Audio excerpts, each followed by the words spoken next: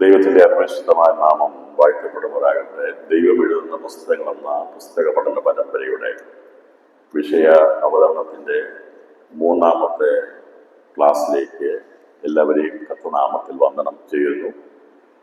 ദൈവത്തിൽ ആശ്രയിച്ച് നാം ചിന്തിച്ചുകൊണ്ടിരിക്കുന്ന വിഷയത്തിന്റെ പരിസമാപ്തിയിലേക്കുള്ള ദിവസങ്ങളാണ്. മുഴുവനും പഠിച്ചെന്നോ ചിന്തിച്ചെന്നോ അല്ല, ലഭിച്ച സമയത്തിന്റെ പരിധിക്കുള്ളിൽ എന്താണ് ദൈവം എഴുതുന്ന പുസ്തകങ്ങൾ എന്നുള്ളതിനെ കുറിച്ച് നമ്മൾ ചിന്തിച്ചിരുന്നു. ഞാൻ ഒന്നുകൂടെ ആവർത്തിക്കുന്നത് പോലെ വന്നിട്ടുള്ളതുകൊണ്ട് അവർക്കൊന്ന് മനസ്സിലാകാൻ വേണ്ടിയാണ്. ദൈവം എഴുതുന്ന പുസ്തകങ്ങൾ, ആദ്യത്തെ പുസ്തകം സ്വർഗത്തിൽ എഴുതുന്ന പുസ്തകങ്ങളാണ്. അതേക്കുറിച്ച് നമ്മൾ തെളിവ് നിരത്തിയിരുന്നു. ലൂക്കോസ് സുവിശേഷത്തിൽ 10-ാം അധ്യായത്തിൽ പറയുന്നു, നിങ്ങളുടെ പേർ സ്വർഗത്തിൽ എഴുതപ്പെട്ടിരിക്കുന്നതിനാൽ സന്തോഷിപ്പീനെന്ന് കർത്താവ് പറഞ്ഞു. രണ്ടാമത് നമ്മൾ കണ്ടത് ദൈവത്തെ വിട്ടുപോകുന്നവരുടെ പേര് മണ്ണിൽ എഴുതി വയ്ക്കുമെന്നുള്ളതാണ്. ധൈര്യമേ പ്രവചനം 17-ാം അധ്യായം 13-ാം വാക്യമാകുന്നുവെന്ന് നാം ചിന്തിച്ചു. അപ്പോൾ ദൈവം സ്വർഗത്തിൽ എഴുതുന്ന പേരുകളും ദൈവം മണ്ണിൽ എഴുതുന്ന പേരുകളുമുണ്ട് എന്നുള്ളത് നാം ചിന്തിപ്പാനിടയാക്കി തന്നു. തുടർന്ന് നമ്മൾ ചിന്തിച്ചത് ലോകസ്ഥാപനത്തിന് മുമ്പ് ദൈവം എഴുതി തുടങ്ങിയ പുസ്തകം ഏത് എന്ന് നമ്മൾ ചിന്തിച്ചപ്പോൾ അത് നമുക്ക് മനസ്സിലായത് ജീവപുസ്തകമാണെന്ന് നാം ഗ്രഹിപ്പാനിടയാക്കി തന്നു. ജീവപുസ്തകം എന്താണെന്ന് ആരെങ്കിലും നിങ്ങളോട് ചോദിച്ചാൽ അതിനൊരു നിർവചനം പറയുവാൻ, ഡെഫിനിഷൻ പറയാൻ നമുക്കുണ്ടായിരിക്കണം. എന്താണ് ജീവപുസ്തകം എന്ന് ആരെങ്കിലും നിങ്ങളോട് ചോദിക്കുക. നിങ്ങൾ ഫാമിലി കോൺഫറൻസിൽ കടന്നുപോയി ദൈവം എഴുതുന്ന പുസ്തകങ്ങൾ എന്നുള്ള വിഷയത്തെക്കുറിച്ച് കേട്ടല്ലോ, നിങ്ങൾ എന്ത് പഠിച്ചു എന്ന് ചോദിച്ചാൽ കൈവാർത്തി കാണിക്കുന്ന ഒരു അനുഭവം ഉണ്ടാകരുത്, അല്ലേ? അങ്ങനെയാണോ? അങ്ങനെയാകാൻ പാടില്ല. എന്താണ് നമ്മൾ പഠിച്ചതെന്നുള്ള ആരെങ്കിലും ചോദിച്ചാൽ അതിന് റിസൾട്ട് ഉണ്ടായിരിക്കണം. ഇപ്പൊ ഞാൻ വേഗത്തിൽ പറയാം, നമ്മൾ റീകളക്ട് ചെയ്താൽ മതി. ലോകസ്ഥാപനത്തിന് മുമ്പ് ദൈവം എഴുതി തുടങ്ങിയ പുസ്തകമാണ് ഏത്? ജീവപുസ്തകം. ജീവപുസ്തകം എന്ന് പറയുമ്പോൾ ലോകസ്ഥാപനത്തിന് മുമ്പ് എഴുതി തുടങ്ങിയതും ഒടുക്കത്തെ നാളിൽ വെള്ളസിംഹാസനത്തിന് മുമ്പാകെ തുറക്കപ്പെടുന്നതുമായ പുസ്തകമാണ് ജീവപുസ്തകം. മനസ്സിലായല്ലോ? എന്നാ എഴുതി തുടങ്ങിയത്? ലോകസ്ഥാപനത്തിന് മുമ്പ് എഴുതി തുടങ്ങി ഒടുക്കത്തെ നാളിൽ എഴുതി അവസാനിപ്പിച്ച് അന്ന് നടക്കുന്ന അന്ത്യ ന്യായവിധിയിൽ വെള്ളസിംഹാസനത്തിന് മുമ്പാകെ തുറക്കപ്പെടുന്ന പുസ്തകമാണ് ജീവപുസ്തകം എന്നുള്ളത്. അപ്പോൾ നമ്മൾ വെളിപ്പാട് പഠിക്കുമ്പോൾ എല്ലാം നമ്മൾ കാണാൻ സാധിക്കുന്നത് ലോകസ്ഥാപനം മുതൽ അറുക്കപ്പെട്ട കുഞ്ഞാടിന്റെ പുസ്തകത്തിൽ പേരെഴുതി കാണാത്ത ഏവനും നരകത്തിൽ തള്ളിയിടുന്ന പറയുക, അല്ലേ? അല്ല, അങ്ങനെയാ പറയുന്നത്. അറുക്കപ്പെട്ട ദൈവകുഞ്ഞാടിന്റെ പുസ്തകത്തിൽ പേരില്ലാത്ത എല്ലാവരും ഭൂവാസികളൊക്കെയും എതിർക്രിസ്തുവിനെ എന്ത് ചെയ്യും? നമസ്കരിക്കും എന്നാണ് പറഞ്ഞിരിക്കുന്നത്. അപ്പോൾ സംശയം ഇവിടെ ഉണ്ടാകാം, ലോകസ്ഥാപനം മുതലല്ലേ ജീവപുസ്തകം ഉള്ളത്? എന്നാൽ അത് മനുഷ്യരുടെ ബന്ധത്തിലാണ്. ലോകസ്ഥാപനം മുതൽ അറുക്കപ്പെട്ട കുഞ്ഞാടിന്റെ പുസ്തകത്തിൽ പേരില്ലാത്ത എല്ലാവരും ആരെ നമസ്കരിക്കും? മൃഗത്തെ നമസ്കരിക്കും. അത് മനുഷ്യരുടെ ബന്ധത്തിലാണ്. കാരണം അതിന് മുമ്പുള്ള സൃഷ്ടികൾ അത് തെറ്റിപ്പോയിട്ടുള്ളവരുണ്ട്, പക്ഷേ അവരൊന്നും എതിർക്രിസ്തുവിനെ നമസ്കരിക്കുന്നവരല്ല. അതുകൊണ്ടാണ് ലോകസ്ഥാപനം മുതൽ എന്ന് പറയുമ്പോൾ മനുഷ്യരുടെ ബന്ധത്തിലാണ്. മനുഷ്യരുടെ ബന്ധത്തിൽ ജീവപുസ്തകം എന്ന് പറയുമ്പോൾ ലോകസ്ഥാപനം മുതൽ എഴുതപ്പെട്ടതും വെള്ളസിംഹാസനം തുറക്കപ്പെടുന്നതുമായ പുസ്തകമാണ് ജീവപുസ്തകം.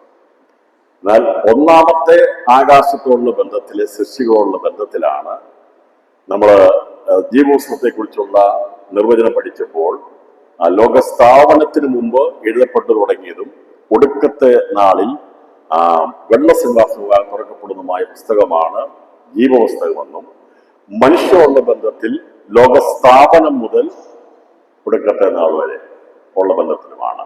ഇതെല്ലാം ഒരൊറ്റ പുസ്തകത്തിലാണ് എഴുതുന്നത്.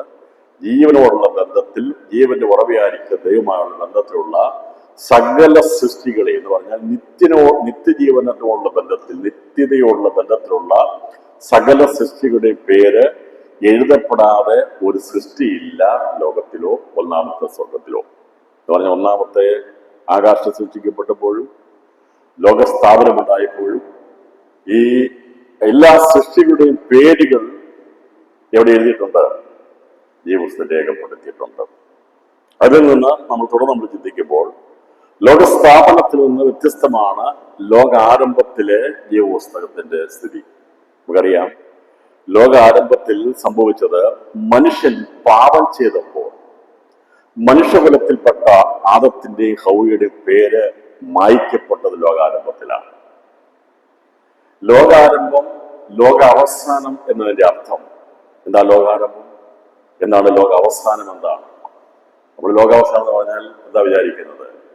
വലിയ ട്രാജഡിയാണ് വിചാരിക്കുന്നത്. അതല്ല ലോകാവസാനം. ലോകാരംഭത്തിലാണ് ഈ ലോകത്തിന്റെ ദൈവമായ, അഥവാ ആദ്യമായി മണ്ണിൽ എഴുതപ്പെട്ട ദൈവത്തിൽ നിന്ന് വിട്ടുപോയ ലൂസിഫർ, സാത്താൻ, അവന്റെ ആധിപത്യത്തിന്റെ കീഴിലേക്ക് മനുഷ്യനെ ഒതുക്കിയതിനെയാണ് ലോകാരംഭം എന്ന് പറയുന്നത്.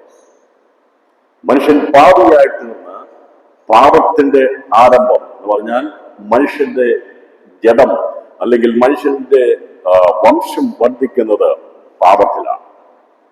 അതുകൊണ്ടാണ് ലോകാരംഭം. ലോകം എന്ന് പറഞ്ഞാൽ മനുഷ്യ സൃഷ്ടിയുടെ വർധനവിന്റെ കാലം ആരംഭിക്കുന്നത് ലോകാരംഭത്തിലാണ്. അത് എന്തിനാണ് കാണിക്കുന്നത്? ആരംഭിക്കുന്നത് എന്താണ്? മരണത്തിന്റെ വാഴ്ച തുടങ്ങി, പാപവും മരണവും വാഴ്ച തുടങ്ങിയ കാലഘട്ടം ആരംഭിച്ചതിനെയാണ് ലോകാരംഭം എന്ന് പറയുന്നത്. പാപവും മരണവും ലോകത്തിൽ മൃത്യു ആയി മനുഷ്യന്റെ മേൽ മരണവാസന പരത്തി തുടങ്ങിയ കാലഘട്ടം ആരംഭിച്ചതിനെയാണ് ലോകാരംഭം എന്ന് പറയുന്നത്. അപ്പോൾ ലോകാരംഭത്തിൽ ദൈവം എഴുതിയിരുന്ന ജീവപുസ്തകത്തിൽ നിന്ന് ആദത്തിന്റെ ഹൗവയുടെയും പേരെന്തെയ്തു? മായ്ക്കപ്പെട്ടു. കഥ പറഞ്ഞു, പാപം ചെയ്യുന്നവന്റെ പേർ ഞാൻ എന്റെ പുസ്തകത്തിൽ നിന്ന് എന്ത് ചെയ്യും? മായ്ച്ചു കളയും. ആദ്യമായി ജീവപുസ്തകത്തിൽ പേർ വായിച്ചത് ആരാണെന്ന് നമ്മൾ കഴിഞ്ഞ് ചിന്തിച്ചത്? ആരാണ്? ലൂസിഫറിന്റെ പേരാണ് ആദ്യമായിട്ട് എന്ത് ചെയ്തത്? മായ്ച്ചത്. അങ്ങനെ മായ്ക്കപ്പെട്ടവന്റെ പേര് ആദ്യമായി മായ്ക്കപ്പെട്ടവന്റെ പേര് മണ്ണിൽ എഴുതി വെച്ചു. കാരണം എന്താണെന്നറിയാമോ? ദുഷ്ടന്റെ പേര് സ്വർഗത്തിൽ എടുക്കപ്പെടത്തില്ല, സ്വർഗത്തിൽ എടുക്കത്തില്ല, പേര് പോലും അവിടെ എടുക്കുകയില്ല. അതുകൊണ്ടാണ് ആ പുസ്തകം അവിടെ വെക്കാത്തത്. മണ്ണിൽ എഴുതി വെക്കുമെന്ന് പറഞ്ഞിരിക്കുന്നത്. ഇതൊക്കെ നമ്മൾ കഴിഞ്ഞ് ചിന്തിച്ചുകൊണ്ടിരുന്നത്. അപ്പൊ ഞാനൊരു ഡെവൽഷൻ രീതിയിൽ എന്താണ് പഠിച്ചെന്നുള്ളതിനെ കുറിച്ചുള്ള ഒരു ഉള്ളടക്കം തന്ന് പോകുന്നത്. അല്ലെങ്കിൽ നിങ്ങളോട് നാളെ ആരെങ്കിലും ചോദിക്കുകയാണെങ്കിൽ എനിക്കറിയാം, നിങ്ങൾ പറയും അദ്ദേഹം എന്തൊക്കെയോ വിളിച്ച് പറഞ്ഞേക്കൊന്നും മനസ്സിലായില്ലെന്ന് പറയും, അല്ലേ? നിങ്ങൾക്കൊന്നും മനസ്സിലായില്ല. അതുകൊണ്ട് അങ്ങനെ വരാതിരിക്കാൻ വേണ്ടിയാണ് എന്താണ് ലോകാസ്ഥാപനം, എന്താണ് ലോകാരംഭം, എന്ന് മുതലാണ് ഈ പുസ്തകം എഴുതി തുടങ്ങിയത്, ആരുടെ പേരുകളാണ് എഴുതി തുടങ്ങിയത്, എന്താണ് മണ്ണിൽ എഴുതി വെക്കുന്നത്, മണ്ണിൽ എഴുതപ്പെട്ട പേര് ആരുടെയാണ് ആദ്യം എന്നുള്ളത് നാം ചിന്തിപ്പാനിടയാക്കുന്നു. എന്നാൽ ഇവിടെ കൊണ്ട് മാത്രം ദൈവം ഒതുക്കി വെച്ചിട്ടില്ല. ഞാൻ പറഞ്ഞൊരു അടിസ്ഥാനപരമായിരിക്കുന്ന തുടക്കമാണ് ഈ ജീവന്റെ പുസ്തകം. ജീവന്റെ പുസ്തകത്തിൽ നിന്ന് താഴ്ച ഉണ്ടാകാം, ഉയർച്ച ഉണ്ടാകാം. ജീവപുസ്തകത്തിൽ നിത്യജീവൻ നിന്ന് ഒന്നെങ്കിൽ ഉയരാം, അല്ലെങ്കിൽ എന്ത് ചെയ്യാം? താണു പോകാം. ഇതാണ് മനുഷ്യനെ സംബന്ധിച്ചുള്ള അവസ്ഥ. സൃഷ്ടികളെ കുറിച്ചുള്ള അവസ്ഥ ഇതാണ്.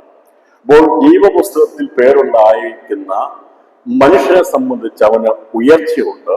എന്നാൽ ജീവപുസ്തകത്തിൽ എഴുതിയിരിക്കുന്ന ഒന്നാമത്തെ സ്വർഗത്തിലെ, ഒന്നാമത്തെ ആകാശത്തിലെ സൃഷ്ടികൾക്ക് ഉയർച്ചയില്ല, താഴ്ച മാത്രമേ ഉള്ളൂ. ഒരു പാപം ചെയ്തു കഴിഞ്ഞാൽ എന്നേക്കുമായി നിത്യമായി എന്ത് ചെയ്യും? താണുപോകും. എന്നാൽ മനുഷ്യനെ സംബന്ധിച്ച് അവന്റെ ജീവിതത്തിൽ അവന് ജീവപുസ്തകത്തിൽ നിന്ന് പേര് മായ്ക്കപ്പെടുവാനോ താഴ്ന്നു പോകുവാനോ, അതല്ല അവന് ഉന്നതകളിലേക്ക് എത്തുവാനോ അവന് സാധിക്കും. എത്രമാത്രം ഒരു മനുഷ്യൻ ഉയർത്തപ്പെടും എന്ന് ചോദിച്ചാൽ, ഞാൻ രാവിലെ ഇങ്ങനെ ചിന്തിപ്പാനിടയാക്കുന്നു. ജനിച്ചു വീഴുന്ന ഒരു കുഞ്ഞിനെ നാം ചിന്തിച്ചു കഴിഞ്ഞാൽ അവൻ വളർന്നു കഴിയുമ്പോൾ ആരാണെന്ന് ആർക്കെങ്കിലും പറയാൻ പറ്റുമോ? പറ്റത്തില്ല, അല്ലേ? അവൻ നാളെ IAS ആകുമോ, IPS ആകുമോ, ആരാകുമെന്ന് അറിയത്തില്ല. നമുക്കറിയത്തില്ല. കുഞ്ഞ് ജനിച്ചു കഴിയുമ്പോൾ അറിയുന്നവന്റെ ഭാഗ്യം അറിയത്തില്ല. എന്നതുപോലെ ഒരു ഉയർച്ചയ്ക്കൊരു പരിധിയുണ്ട്. മനുഷ്യന്റെ ഉയർച്ചയ്ക്കൊരു പരിധിയുണ്ടെന്നാൽ ലോകത്തിൽ മനുഷ്യക്കുഞ്ഞ് ഈ പുതിയ നിയമകാലത്തിൽ ജനിച്ചു വീഴുമ്പോൾ അതിനെ നോക്കി സ്വർഗം വിചാരിക്കുന്നത് എന്നോട് കൂടെ സിംഹാസനത്തിരിക്കാനുള്ളവനാണെന്ന് ദൈവം ആഗ്രഹിക്കുന്നത്. ഈ പുതിയ കാലഘട്ടത്തിൽ കഴിഞ്ഞ 2000 വർഷമായി പരിശുദ്ധാത്മാവ് ആഗ്രഹിച്ചുകൊണ്ടിരിക്കുന്നത്, ഈ ലോകത്തിൽ ഒരു മാതാപിതാക്കൾക്ക് ജനിച്ചു വീഴുന്ന കുഞ്ഞിനെ സ്വർഗം നോക്കുന്നത് അവൻ എന്നോട് കൂടെ, അവൾ എന്നോട് കൂടെ എവിടെ ഇരിക്കുന്നുള്ളതാണ്. പുത്രത്വം പ്രാപിച്ച് സ്വർഗത്തിരിക്കുമെന്നുള്ള ആഗ്രഹത്തോടെയാണ് ദൈവം ഒരു മനുഷ്യ കുഞ്ഞിനെ നോക്കുന്നത്. അങ്ങനെയാണെങ്കിൽ നമ്മുടെ ഉയർച്ച എവിടെ വരെയാണ്? നമുക്ക് എവിടെ വരെ ഉയരാമെന്ന് ചോദിച്ചാൽ, ഒരു സൃഷ്ടിക്കും ചിന്തിക്കാൻ കഴിയാത്ത, മറ്റാർക്കും നനയ്ക്കാൻ കഴിയാത്ത ഉയർച്ചയാണ് ദൈവം നമുക്ക് വേണ്ടി ഒരുക്കി വെച്ചിരിക്കുന്നത്. അതുകൊണ്ടാണ് പറഞ്ഞിരിക്കുന്നത്, ദൈവം നമുക്ക് വേണ്ടി ഒരുക്കിയിരിക്കുന്നത് ഒരു കണ്ണ് കണ്ടിട്ടില്ല, ഒരു ചെവി കേട്ടിട്ടില്ല, ഒരുത്തന്റെ ഹൃദയത്തിൽ തോന്നിയിട്ടുമില്ലാത്തത് ദൈവം നമുക്ക് വേണ്ടി ഒരുക്കി വെച്ചിരിക്കുന്ന സ്വർഗീയ സിംഹാസനമാണ്. സ്വർഗീയ സിംഹാസനത്തിന്റെ ദർശനം ദൈവം മൂടി വെച്ചിരിക്കുകയാണ്. എന്നാൽ സ്വർഗീയ സിംഹാസനത്തിന്റെ ദർശനം തുറന്ന് വെളിപ്പെടുത്തി കൊടുത്തിരിക്കുന്നത് ദൈവത്തെ സ്നേഹിക്കുന്ന, ദൈവത്തിന്റെ മണവാട്ടിയാകുന്ന പുതിയ നിയമസഭയ്ക്ക് വേണ്ടിയ സ്വർഗീയ ദർശനം ദൈവം ചെയ്തത്, അത് വെളിപ്പെടുത്തി തന്നിരിക്കുന്നത്. അതുകൊണ്ട് വെളിപ്പാട് പുസ്തകത്തെ കുറിച്ച് നമ്മൾ പഠിക്കുന്നതാ, വെളിപ്പെടുത്തി തരികയാണ് ചെയ്യുന്നത്. എന്താണ് സ്വർഗീയ സിംഹാസനം? അവിടെ ആരാണ് ഇരിക്കുന്നത്? അവിടെ ആരൊക്കെ കാണും? 24 മൂപ്പന്മാർ എന്താണ്? 4 ജീവികൾ എന്താണ്? അവിടെ ഒഴുകുന്ന പളുങ്ക് നദി എന്താണെന്നൊക്കെയുള്ളതിനെ കുറിച്ച് പറഞ്ഞിരിക്കുന്നത്, വെളിപ്പാട് പുസ്തകം പറഞ്ഞിരിക്കുന്നത്, നമുക്ക് സ്വർഗീയ സിംഹാസനത്തിന്റെ ദർശനം മറച്ചു വെച്ചിരിക്കുന്നതിനെ വെളിപ്പെടുത്തിയിരിക്കുന്നതാണ് ഭാവികാല പുസ്തകമായിരിക്കുന്ന വെളിപ്പാട് പുസ്തകം. അപ്പോൾ ഇത് ഈ രാത്രിയിൽ നാം ചിന്തിക്കുമ്പോൾ, എന്നെ കേൾക്കുന്ന എന്റെ പ്രിയപ്പെട്ടവരെ, നമുക്ക് എവിടെ വരെ ഉയർത്തപ്പെടാൻ സാധിക്കും? എവിടെ വരെ ഉയർത്തപ്പെടാൻ സാധിക്കും? കരമെഴുത്തി പറയാൻ സാധിക്കുമോ? എന്റെ ആഗ്രഹം, സ്വർഗം ആഗ്രഹിക്കുന്ന, പരിശുദ്ധാത്മാവ് ആഗ്രഹിക്കുന്നത്, നമ്മൾ ദൈവത്തോട് കൂടെ അവന്റെ സിംഹാസനത്തിരിപ്പാൻ ദൈവം ആഗ്രഹിക്കുന്നു. സാത്താൻ ആഗ്രഹിക്കുന്നത് എന്താണെന്ന് അറിയാമോ? സാത്താൻ ആഗ്രഹിക്കുന്നത് എന്താ? അവൻ ആഗ്രഹിക്കുന്നത് അവനോടൊപ്പം നിത്യതയിൽ നരകാഗ്നിയിൽ കിടക്കണമെന്നാണ്. ഞാൻ ഇന്ന് രാവിലെ എന്നോട് ഒരു സഹോദരൻ സംസാരിച്ച് പറഞ്ഞു, പലപ്പോഴും സുവിശേഷകരായിരിക്കും നമ്മൾ പലപ്പോഴും ഈ നരകാഗ്നിയുടെ ഭീകരത പറഞ്ഞാൽ എന്ത് ചെയ്യുന്നു? സുവിശേഷം അറിയിക്കാൻ പോകുന്നത്. അവിടെ ഇത്ര ഡിഗ്രി ചൂടുണ്ട്, അവിടെ ചാകാത്ത പുഴുവുണ്ട്, കെടാത്ത തീയുണ്ട്. നഗരത്തിന്റെ ഭീകരതയാണ് വെളിപ്പെടുത്തുന്നത്. എന്നാൽ നമുക്ക് ലഭിക്കാൻ പോകുന്ന നന്മയെ കുറിച്ച് ആരും പറയത്തില്ല. അത് പറയത്തില്ല. പേടിപ്പിച്ച വിശ്വാസം കൊണ്ടാണ് വേണ്ടി ശ്രമിക്കുന്നത് അല്ലേ? ഇങ്ങോട്ട് പോയി കഴിഞ്ഞാൽ പിന്നെ ഇല്ലെന്ന് പറയും. അത് വേണം. പക്ഷേ നരകത്തെ പഠിപ്പിക്കുന്നതിനേക്കാൾ നമ്മൾ പഠിപ്പിക്കേണ്ടത് സ്വർഗത്തെ കുറിച്ചാണ് പഠിപ്പിക്കേണ്ടത്, നിത്യതയെ കുറിച്ചാണ് പഠിപ്പിക്കേണ്ടത്, വാഗ്ദത്തങ്ങളെ കുറിച്ചാണ് പഠിപ്പിക്കേണ്ടത്. ക്രിസ്തുവിൽ ദൈവത്തിൽ വന്നാലുള്ള എന്താണ് പ്രതിഫലം, എന്നാണ് ലഭിക്കാൻ പോകുന്നതിനെ കുറിച്ചാണ് പഠിപ്പിക്കേണ്ടത്. നഷ്ടപ്പെട്ടു പോകുന്നത് മറ്റൊരു ഭാഗമാണ്. ഞാൻ പറഞ്ഞത്, നമ്മുടെ സുവിശേഷീകരണത്തിൽ പഠിപ്പിക്കലും ഒക്കെ ഇതാണ് നമുക്ക് ആവശ്യമായിട്ടുള്ളത്. അതുകൊണ്ട് ഇത് നാം പഠിപ്പിക്കുമ്പോൾ എന്ത് ലഭിക്കും എന്നുള്ളത് മനസ്സിലാക്കിയെടുക്കുവാൻ, ലോകത്ത് ജാനങ്ങളിൽ ജീവിക്കുമ്പോൾ നമുക്ക് എവിടം വരെ ഉയരാം എന്നുള്ളതിനെ കുറിച്ച് ചിന്തിക്കുമ്പോൾ നമുക്ക് ഉയരാൻ സാധിക്കുന്നത് എല്ലാ പൗരോഹിത്യ പാരമ്പര്യ എല്ലാ ജാതീയ ശക്തികൾക്കും അതിൻ്റെ അധികാരങ്ങളും പദ്ധതികളും ഒക്കെ ഉണ്ടെന്നാൽ ദൈവമായ കർത്താവ് പറഞ്ഞു, സ്വർഗത്തിലും ഭൂമിയിലും എനിക്ക് സകല അധികാരവും നൽകപ്പെട്ടിരിക്കുന്നു. ആകയാൽ നിങ്ങൾ പുറപ്പെട്ടെന്ന് പറഞ്ഞ ദൈവം പറഞ്ഞപ്പോൾ സ്വർഗത്തിലും ഭൂമിയിലും പറഞ്ഞതിന്റെ അർത്ഥം, ഒന്നാമത്തെ ആകാശത്തിലും ഈ ഭൂമിയിലുമുള്ള സകല അധികാരവും സകല സൃഷ്ടികളുടെ മേലുള്ള അധികാരം ആർക്കാണ് ലഭിച്ചിരിക്കുന്നത് എന്ന് പറഞ്ഞാൽ, പിതാവാ ദൈവം പുതുതാക്കി കഴിയുമ്പോൾ ഈ 2 സൃഷ്ടികൾക്കാണ് മാറ്റം ഉണ്ടാകാൻ പോകുന്നത്. ഇവിടേക്കുള്ളതാ, ഒന്നാമത്തെ ആകാശത്തുള്ള ദൂതസഞ്ചയങ്ങൾക്ക് മാറ്റമുണ്ടാകും, ഭൂമിയിലുണ്ടാകുന്ന മനുഷ്യന് മാറ്റമുണ്ടാകും. അതുകൊണ്ട് കർത്താവ് ഈ 2 അധികാരം എനിക്ക് തന്നിരിക്കുക. ഒന്നാമത്തെ ആകാശത്തിലെ സൃഷ്ടികളുടെ അധികാരവും മനുഷ്യനെ മണ്ണുകൊണ്ട് സൃഷ്ടിച്ച ഭൂമിയിലുള്ള മനുഷ്യനെ കുറിച്ചുള്ള അധികാരവും എനിക്ക് തന്നിരിക്കുക. ആകയാൽ നിങ്ങൾ പുറപ്പെട്ടുകൊള്ളാൻ പറഞ്ഞിരിക്കുന്നു. അതുകൊണ്ട് കർത്താവ് പറഞ്ഞു, ഈ പറയുന്ന സുവിശേഷം അറിയിക്കുമ്പോൾ ഈ സകല അധികാരവും ദൈവത്തിന് കീഴിലാണ്. അതുകൊണ്ട് നാം അറിയിക്കുന്ന സുവിശേഷം അത് മനുഷ്യ വംശത്തിന്റെ ഗുണത്തിന് വേണ്ടി നമ്മൾ ഉയർത്താൻ വേണ്ടിയാണെന്നുള്ളതാണ് കർത്താവ് തന്നിരിക്കുന്ന അധികാരവും പദവിയും എന്നുള്ളത്. ഇത് ശത്രുവിനറിയാം. നമ്മൾ പലപ്പോഴും വായിക്കും, ദുഷ്ടൻ അത് കണ്ട് പല്ല് കടിച്ചെന്തിയും ഉരുകിപ്പോകും, അവന്റെ ആശയെന്തിയും നശിച്ചു പോകുമെന്ന് പറയും. നമ്മൾ പലപ്പോഴും അത് വിചാരിക്കുന്നത്, നമുക്കൊക്കെ നല്ല ഭാവി വരുന്നത്, നമ്മുടെ പ്രാർത്ഥനാ വിഷയങ്ങളൊക്കെ മാറിയത് കാണുമ്പോൾ ദുഷ്ടൻ പല്ല് കടിച്ചൊരുകി പോകുമെന്നാണ് വിചാരിക്കുന്നത്. അത് ഒരു ഭാഗത്ത് നിൽക്കട്ടെ. പക്ഷേ അവനറിയാം, സ്വർഗീയ സിംഹാസനത്തിരിക്കാൻ വേണ്ടിയുള്ള ടീച്ചിങ് കിട്ടുന്നിടത്ത്, ദിവസങ്ങൾ അതേക്കുറിച്ചുള്ള മർമ്മങ്ങൾ വെളിപ്പെടുന്നിടത്ത് സാത്താൻ ഇഷ്ടമല്ല. അവൻ എന്ത് ചെയ്യും? അതുകൊണ്ട് ആ വെളിപ്പാട് പുസ്തകം പഠിപ്പിക്കാത്തത്, കേൾപ്പിക്കാത്തത്, വായിപ്പിക്കാത്തത്, മനസ്സിലാക്കാത്തത്. കാരണം ഇത് വായിച്ചു കഴിഞ്ഞാൽ അവന്റെ ആശയം എന്ത് ചെയ്യും? നശിച്ചു പോകും. അവന്റെ ആശയം എന്ത് ചെയ്യും? അപ്പൊ വിചാരിക്കുന്നത് നട്ടപ്പോഴും ഒരു കൊട്ട, മറിക്കുമ്പോഴും ഒരു കൊട്ട എന്നുള്ളതാണ്. എന്ന് പറഞ്ഞാൽ വിശ്വാസത്തിൽ എന്ന് വന്നോ അന്ന് അതുപോലെ നിൽക്കണം. പ്രിയ നമ്മുടെ കുഞ്ഞുമളാഞ്ചി പുല്ലൂരിന്റെ കൊച്ചുമകള് ഇന്ന് കാര്യം പറഞ്ഞല്ലോ, ഒരു കാറിന്റെ ഉദാഹരണമൊക്കെ പറഞ്ഞ് ഗിയർ മാറുന്നതിനെ കുറിച്ചൊക്കെ പറഞ്ഞല്ലോ, മകള് പറഞ്ഞല്ലോ. ശരിയാണ്. അപ്പോൾ വന്നു ചേരുന്ന സമയം മുതൽ ജനിച്ചു വീഴുന്ന അവസ്ഥയിലുള്ള ശൈശവാവസ്ഥ മാറണം. നമ്മൾ ശിഷ്യത്വത്തെ അല്ല നാം കരുതുന്നത്. ശിഷ്യത്വത്തെക്കാൾ ഏറ്റവും പ്രാധാന്യമുള്ളത് അപ്പോസ്തോലികമാണ്, അപ്പോസ്തോലിത്വമാണ്. അതിനെ പുത്രത്വം പ്രാപിക്കുക എന്നാ പറയുന്നത്. ഇപ്പൊ കർത്താവ് ശിഷ്യന്മാര് ഒരുപാട് പേരുണ്ടായിരുന്നു. എന്നാൽ അപ്പോസ്തലന്മാരായ ദൈവം തെരഞ്ഞെടുത്തു ചിലരെ. എത്ര പേര് തെരഞ്ഞെടുത്ത്? 12 പേര് തെരഞ്ഞെടുത്തു. ഈ അപ്പോസ്തോലിക ശുശ്രൂഷ ചെയ്താലും വഴിതെറ്റിപ്പോയാൽ മാറ്റപ്പെടും. യൂദായ ദൈവം ആ ശുശ്രൂഷ മാറ്റിപ്പോയി. അപ്പൊ ശിഷ്യന്മാരിൽ അപ്പൊ നമ്മള് വളർച്ചയുടെ ഘട്ടങ്ങളുണ്ട്. നാം ആരാണ്? ശിശുക്കളായിട്ട്. ആരും ക്രിസ്തു വിശ്വാസത്തിൽ ജനിച്ചു വീഴുമ്പോൾ ആരും വളർച്ച പ്രാപിക്കുന്നില്ല. നാം 30 മേനിയുള്ള ശിശുക്കൾക്ക് തുല്യമാണ്. നമ്മുടെ പേരവിടെ വരും. സ്വർഗത്തിൽ പേരിടുന്ന ജീവോസ് നമ്മുടെ പേരുണ്ടായിരിക്കും. എന്നാൽ അതിൽ നിന്ന് നാം വളർച്ച പ്രാപിക്കുമ്പോഴാണ് നാം ആ ശിഷ്യത്വത്തിലേക്ക് വരുന്നത്. ആ ശിഷ്യത്വത്തിൽ നാം എന്ത് ചെയ്യണം? പുത്രത്വത്തിലേക്ക് എന്ത് ചെയ്യണം? പ്രവേശിക്കണം. ശിഷ്യഗണന്മാരുടെ ഗണം ഒരുപാടുണ്ട്. പക്ഷെ അതിൽ നിന്നുള്ളതാണ് എന്താണ്?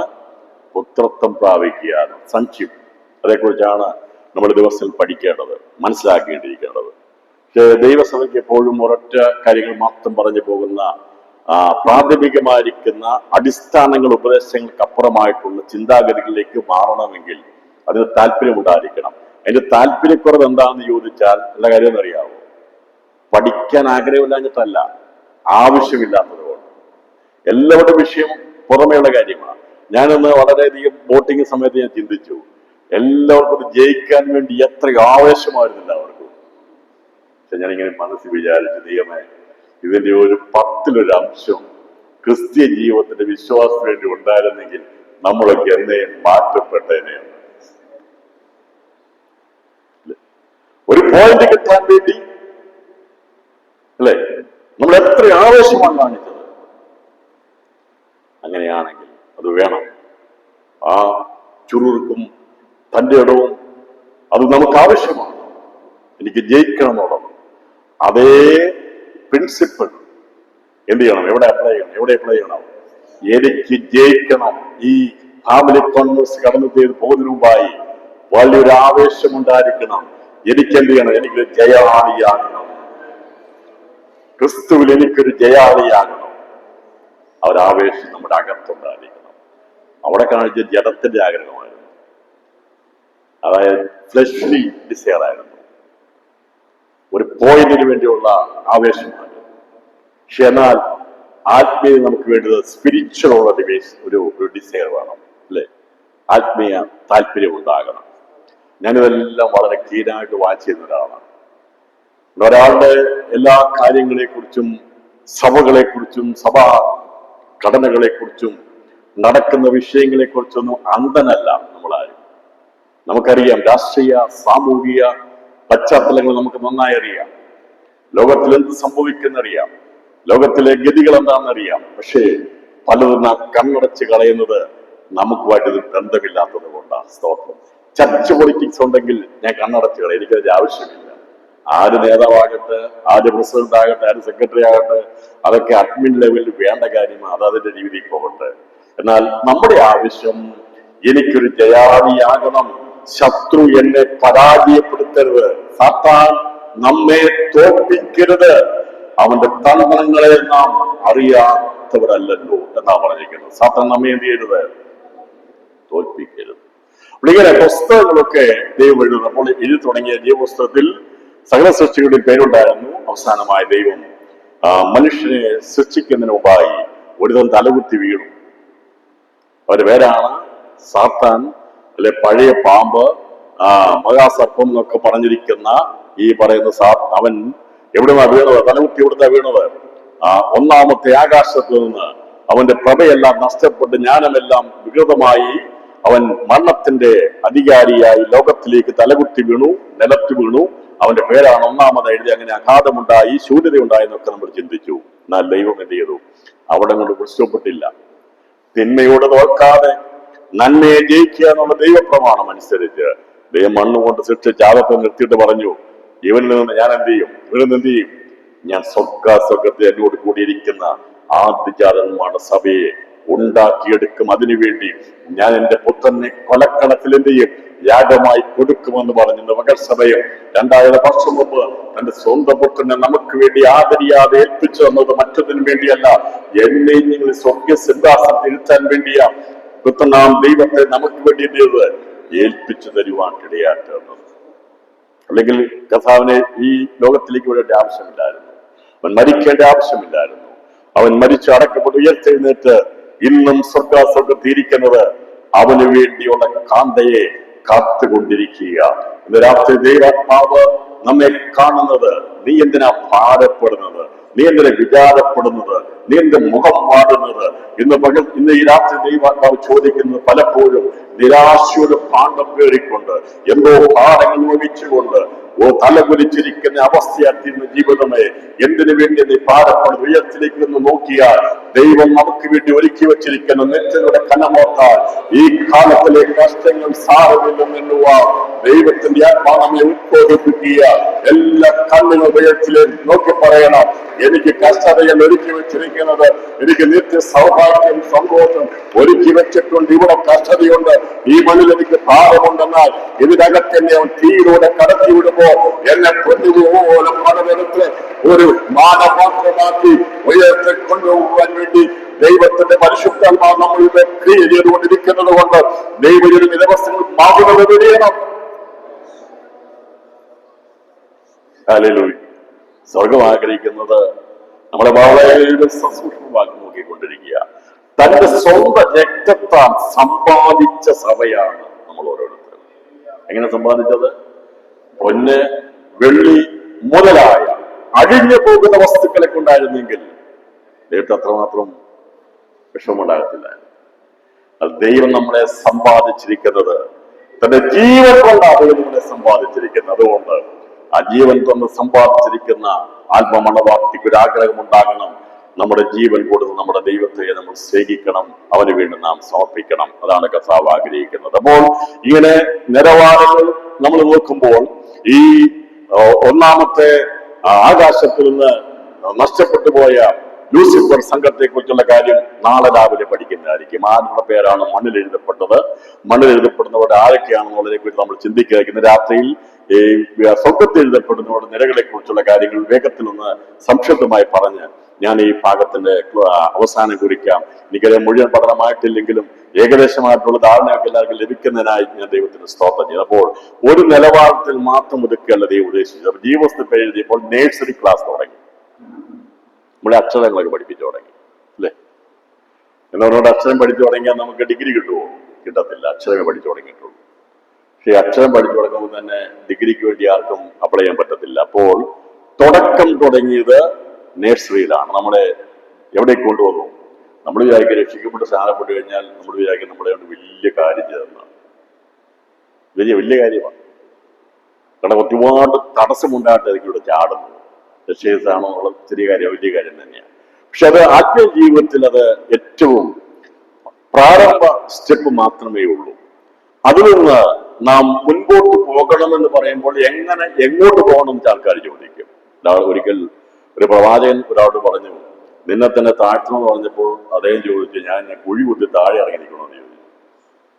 പ്രവാചകന്മാരുടെ എല്ലാ ഭാഷ താഴ്ത്തണമെന്നല്ലേ. ഈ താഴ്ത്തണം കേട്ട് കഴിഞ്ഞാൽ പുള്ളി പാടത്തില്ല. പുള്ളി പറഞ്ഞു, ഞാൻ എനിക്ക് കുഴി കുത്തി താഴോട്ട് ഇറങ്ങണമെന്ന് ചോദിച്ചു എന്ന് പറഞ്ഞതുപോലെ സമർപ്പിക്കുക, താഴ്ത്തുക, ഇതൊക്കെ ഓരോ ശൈലിയായി മാറിയിരിക്കുക. നമ്മുടെ ഓരോ ശൈലികളായി മാറുമ്പോൾ അതിന്റെ അർത്ഥം മനസ്സിലാകുന്നില്ല.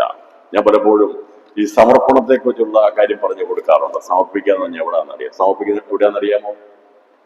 നമ്മൾ സമർപ്പിക്കാന്നൊക്കെ പറയും, പക്ഷേ സമർപ്പിക്കുന്നില്ല. എല്ലാവരും പറയാൻ സമർപ്പിക്കാന്ന് പറയും, പക്ഷെ വാസ്തവത്തിൽ ഉള്ളു തുറന്ന് ഞാൻ പറയാം, ഒറ്റ എണ്ണം പോലും ശരിക്കും സമർപ്പിച്ചിട്ടില്ല, ഞാൻ ഉൾപ്പെടെ. നമ്മളെല്ലാം നമ്മുടേതായിട്ടുള്ള ബുദ്ധിയുടെ ഒരു പ്രമാണം നമുക്കുണ്ട് എപ്പോഴും. ഇല്ലേ? ഇല്ല. കൈവർത്താമോ? പൂർണ്ണമായി സമർപ്പിക്കുന്ന ഒരു വ്യക്തിയുണ്ട് കൈവർത്ത്. കർത്താവിനോട് പൂർണ്ണമായി സമർപ്പിക്കുന്ന ഒരു വ്യക്തി ഉണ്ടെന്ന് ഹൃദയത്തിൽ പ്രാകാന്യമുണ്ട് കൈവർത്താൻ ആർക്കെങ്കിലും ഉണ്ടോ? ആർക്കും വരുത്താൻ പറ്റും? സമർപ്പിക്കുക എന്ന് പറഞ്ഞു കഴിഞ്ഞാൽ ഹോസ്പിറ്റലിൽ ചെന്ന് കഴിയുമ്പോൾ കാണാൻ സാധിക്കും.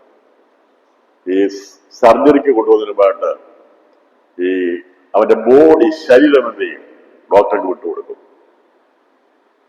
ഇനി എന്ത് വേണേലും ചെയ്യാം അല്ലെ? ഒപ്പിട്ട് കൊടുക്കും. അത് സമർപ്പിച്ചു കൊടുക്കുക അല്ലെ? സമർപ്പിച്ചു കൊടുക്കും. നീ അവിടെ അനങ്ങുകയില്ല. അനങ്ങാതിരിക്കാൻ വേണ്ടി അവരെന്ത് ചെയ്യും? ബോധത്തോടെ ഇല്ലാതായി കളയും. ഇതിനെയാണ് സമർപ്പിക്കുക എന്ന് പറഞ്ഞിരിക്കുന്നത് അല്ലെ? അവിടെ എന്താ മരിക്കാം, ബോധക്ഷയം ഉണ്ടാകാം, ബോധം തിരിച്ചു വരത്തില്ലാതിരിക്കാം. എന്ത് വന്നാലും ഞാനതെല്ലാം അനുഭവിച്ചോളാം. അതിന് അംഗീകരിച്ചുകൊണ്ട് എന്ത് ചെയ്യാം? നമ്മുടെ ശരീരത്തെയാണ് നാം എന്ത് ചെയ്യുന്നത്? ഓപ്പറേഷൻ തിയേറ്ററിലേക്ക് പോകുമ്പോൾ നാം വിട്ടുകൊടുക്കുന്നത്. നമ്മുടെ ശരീരത്തെ ഇവിടുത്തെ ഒരു ഡോക്ടർക്ക് വൈദ്യശാസ്ത്രം വിട്ടുകൊടുക്കാൻ കഴിയുമെങ്കിൽ ഇന്ന് രാത്രി ദൈവാത്മാവ് ചോദിക്കുക, ഇതിന്റെ ഉള്ളിൽ പണിതൊരിക്കൊരു ജീവൻ തന്ന ദൈവത്തിന്റെ കയ്യിൽ നിന്റെ ജീവിതത്തെ സമർപ്പിക്കുവാൻ കഴിയുമോ? നമ്മുടെ ജീവിതത്തെ സമർപ്പിക്കുവാൻ കഴിയുമോ? ഒരു മനുഷ്യന്റെ കയ്യിൽ എന്റെ ശരീരത്തെ ഏൽപ്പിച്ചു കൊടുക്കുവാൻ കഴിയുമെങ്കിൽ രാത്രി ദൈവാത്മാവ് ചോദിക്കുന്നത് ഒരു ചോദ്യമാണ് ചോദിക്കുന്നത്. എന്നോട് നിങ്ങളോട് ഒരു ചോദ്യം ചോദിക്കുക. നിനക്ക് നിന്റെ ശരീരത്തെ നിന്റെ രോഗം മാറാൻ വേണ്ടി ഒരു സർവന്റെ കയ്യിൽ ഏൽപ്പിച്ചു കൊടുക്കുവാൻ കഴിയുമെങ്കിൽ എന്തുകൊണ്ട് സകലത്തെ സൃഷ്ടിച്ച ജീവൻ തന്ന എന്നെ നിനക്ക് വിശ്വസിച്ചുകൂടാ? ഇന്ന് രാത്രി എത്ര കാമൻ പറയാൻ കഴിയും? ഞാൻ എന്റെ ദൈവത്തെ വാസ്തവമായും വിശ്വസിക്കുന്നു. അവൻ മാത്രമേ എനിക്ക് വേണ്ടി ജീവൻ തന്നിട്ടുള്ള അവന്റെ കയ്യിലാണ് ഞാൻ എന്ത് ചെയ്യുന്നത്? സമ്പൂർണമായി സമർപ്പിക്കുന്ന അനുഭവത്തിലേക്ക് കർത്താവായ യേശു ക്രിസ്തു പിതാവിന്റെ കയ്യിൽ എന്ത് ചെയ്തു? തന്റെ ജീവിതത്തെ സമ്പൂർണമായി ഏൽപ്പിച്ചു കൊടുത്ത് വെറുതെ ഏൽപ്പിച്ചു കൊടുത്തില്ല. 3 പ്രാവശ്യം പോയി പ്രാർത്ഥിച്ച് ആലോചന ചോദിച്ചു.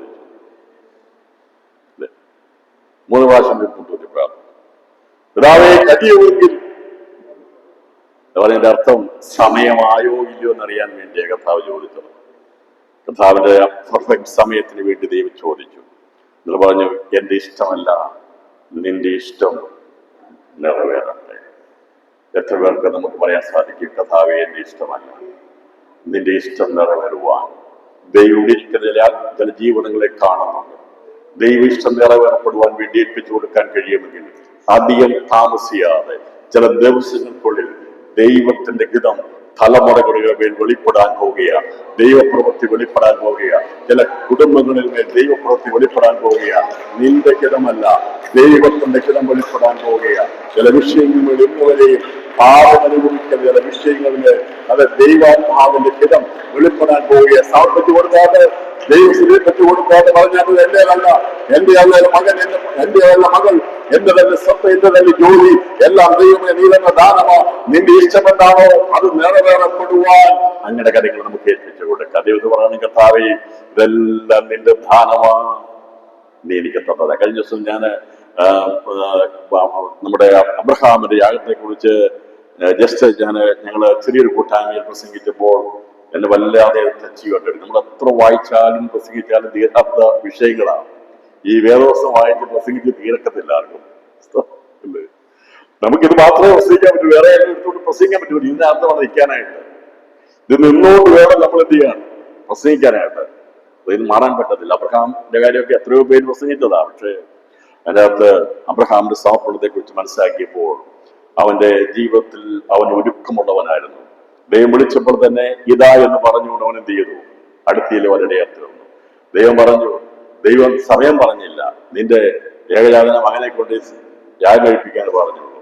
ബുദ്ധിയുള്ളതായിരുന്നു പറഞ്ഞതിനെ എന്നോട് സമയം പറഞ്ഞിട്ടില്ലല്ലോ, നാളെയാകാന്ന് പറയാമായിരുന്നു, അടുത്ത ദിവസമാകാന്ന് പറയാമായിരുന്നു. അല്ലേ? നമ്മൾ മാറ്റി വെക്കാനുള്ള ബുദ്ധിയുള്ളവരാണ് എന്ത് ചെയ്യും? എക്സ്ക്യൂസ് കണ്ടുപിടിക്കും. അതിനകത്ത് ദൈവം പലതും പറയുമ്പോൾ നമ്മൾ അതിനകത്ത് എക്സ്ക്യൂസ് കണ്ടുപിടിക്കാറില്ലേ? ഉണ്ട്. മാറ്റി വെക്കാറില്ലേ? ഉണ്ട്. ശബ്ദാന്തരം ചെയ്തില്ല, പറഞ്ഞു കഴിഞ്ഞപ്പോൾ തന്നെ അദ്ദേഹം ചെയ്തു. അന്നേരം തന്നെ ഓർഡർ കൊടുത്തു. ബാലിക്കാട് പറഞ്ഞു, യാഗത്തുള്ള വിറകെല്ലാം കീറിക്കൊള്ളാൻ പറഞ്ഞു. പറഞ്ഞാൽ കീറിക്കെട്ടി കിട്ടുന്നതായിട്ട് പോകല്ല, എല്ലാം ഓർഡർ ചെയ്തിട്ട് അധികാലത്തെ എഴുന്നേറ്റു. താമസിച്ചില്ല, ഒട്ടും താമസിച്ചില്ല. നമുക്കറിയാം അധികാലത്തെ അബ്രഹാം എഴുന്നേറ്റു. കാരണം അവൻ അറിയാമായിരുന്നു ഈ ഒച്ച വെച്ച് നടക്കുന്ന ചിരിക്കുന്ന ഇസ്ഹാക്ക് അവന്റെ സ്വന്തമല്ലെന്ന്. എന്ന് പകർച്ച പേരിട്ട് അവനെ ചിരിയായി കൊടുത്തിട്ടുണ്ടെങ്കിൽ, അവന് ദൈവം ചിരി കൊടുത്താണെങ്കിൽ അവന്റെ ഭവനത്തിൽ ചിരി മങ്ങിപ്പോകുവാൻ ദൈവം അനുവദിക്കില്ലെന്ന് അബ്രഹാമിന് അറിയാമായിരുന്നു. ദൈവം തന്നതാണെങ്കിൽ ആ നന്മ മടക്കാൻ ആർക്കും കഴിയത്തില്ല. ദൈവം ചോദിച്ചാലും തിരിച്ചു ചോദിച്ചാലും അവനത് മടക്കി തരുമെന്ന് അറിയാമോ? നിന്റെ വീട്ടിൽ ചിരി ഉണ്ടാകുമെന്ന് ദൈവം പറഞ്ഞിട്ടുണ്ടെങ്കിൽ നിന്റെ ചിരിയെ കരച്ചിലാക്കി മാറ്റുവാൻ ഒരു ശക്തിക്കും കഴിയത്തില്ല. ഇന്ന് പകല് രാത്രി ദൈവം ശക്തമായി ഇടപെടുക. അത് ദൈവം നമ്മുടെ കുടുംബത്തിൽ ചിരി നൽകാമെന്ന് പറഞ്ഞിട്ടുണ്ടെങ്കിൽ, ആനന്ദം നൽകാമെന്ന് പറഞ്ഞിട്ടുണ്ടെങ്കിൽ, അതെ ദൈവം വിടവെല്ലാമെന്ന് പറഞ്ഞിട്ടുണ്ടെങ്കിൽ, അവൻ ആശ്വാസം നൽകാമെന്ന് പറഞ്ഞിട്ടുണ്ടെങ്കിൽ, വാക്കുകൾ നൽകിയിട്ടുണ്ടെങ്കിൽ ആ ചിരിയെ മായ്ക്കുവാൻ ആർക്കും കഴിയത്തില്ല. ഒരു മനുഷ്യൻ ഞാൻ വിചാരിക്കുന്നത് അബ്രഹാമിനെ കുറിച്ച് ഈ സാത്താൻ വാദിച്ചിട്ടുണ്ട്. ഇസ്ഹാക്കിനെ കുറിച്ച് പറഞ്ഞപ്പോൾ ദൈവസന്നിധിയിൽ വാദിച്ചിട്ടുണ്ട്. നീ അവന്റെ മകനെ ഒന്ന് ചോദിച്ചു നോക്ക്, ഇവന്റെ വീട്ടിലെ ചിരിയെല്ലാം തീരുമെന്ന് എന്ത് ചെയ്യും? അവൻ ഇയ്യോബിന്റെ മുമ്പിൽ ഇയ്യോബ് വാദിച്ചതുപോലെ ദൈവസന്നിധിയിൽ വാദിച്ചിട്ടുണ്ട്. നീ ഏറ്റവും അധികം സാക്ഷ്യം പറയുന്ന അബ്രഹാമുണ്ടല്ലോ, നീ എടുത്തിരിക്കുന്ന പുത്രനുണ്ടല്ലോ ഇസ്ഹാക്ക്, ചിരിയായിട്ടുള്ളവൻ, അവന്റെ ജീവിതത്തെ നീ ഒന്ന് ചോദിച്ചു നോക്ക്, ഇവനെന്ത് ചെയ്യും? തടസ്സം പറയുമെന്ന് അവൻ വാദിച്ചിട്ടുണ്ട്. പക്ഷേ ദൈവത്തെ അറിയാമായിരുന്നു, എന്നെ വിശ്വസിക്കുന്ന അബ്രഹാം ഞാൻ പറയുന്നത് പോലെ ചെയ്യും. ഇന്ന് രാത്രി എത്ര പേർക്ക് ആ ഒരു രീതിയിലേക്കുണ്ട്? പ്രിയപ്പെട്ടവര്, നമ്മള് വല്ലാത്തൊരു ലോകത്തിലായിരിക്കുന്നത്, നമ്മൾ ഒരുപാട് പ്രതിസന്ധികളും പ്രശ്നങ്ങളും ലോകത്തിലായിരിക്കുന്നത്.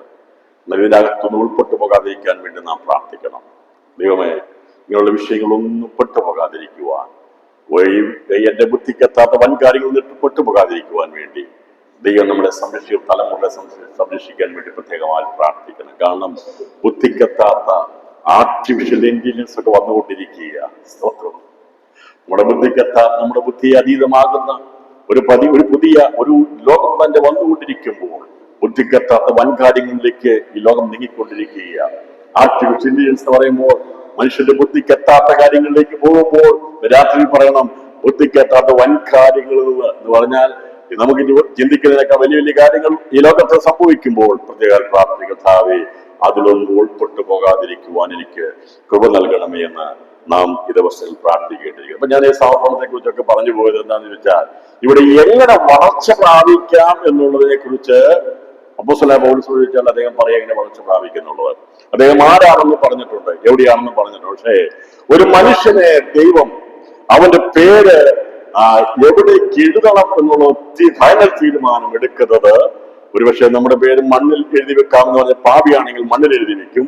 അവൻ ഏത് നിലപാടത്തിലേക്കാ പോകുന്നുള്ള നോക്കുന്നത് ഈ ലോകം വിട്ടു മാറുമ്പോഴാണ് ദൈവം തീരുമാനിക്കുന്നത് പാതാളത്തിൽ പോകണമോ നരകത്തിൽ പോകണമോ എന്നുള്ളത്.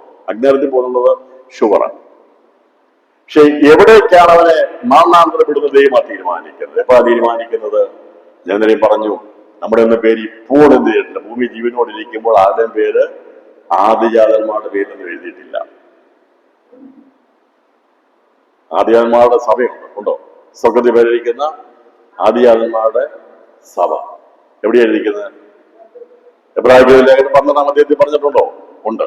സ്വർഗത്തിൽ പേരിരിക്കുന്ന ആദിജാതന്മാരുടെ സഭ. അപ്പോൾ സ്വർഗത്തിൽ പേരെഴുതുന്നതിൽ ഒരു പ്രധാനപ്പെട്ട ഒരു പുസ്തകമാണ് സ്വർഗത്തിൽ പേരെഴുതുന്ന ആദിജാതന്മാരുടെ സഭ. അതിലിവിടെ ഇരിക്കുന്ന ഒറ്റയാളുടെ പേര് പോലും എഴുതിയിട്ടില്ല. എന്റെ ഉൾപ്പെടെ നമ്മുടെ ആളുടെയും പേര് സ്വർഗത്തിൽ പേരിക്കുന്ന ആദിജാതന്മാരുടെ സഭയുടെ പുസ്തകത്തിൽ എഴുതിയിട്ടില്ല. നമ്മുടെ എല്ലാ പേര് നാം രക്ഷിക്കപ്പെട്ടവരാണെങ്കിൽ വളർച്ച പ്രാപിച്ചതാണെങ്കിൽ എവിടെ എഴുതിയിട്ടുള്ളത്? ജീവപുസ്തകത്തിലാണ് രേഖപ്പെടുത്തിയിട്ടുള്ളത്.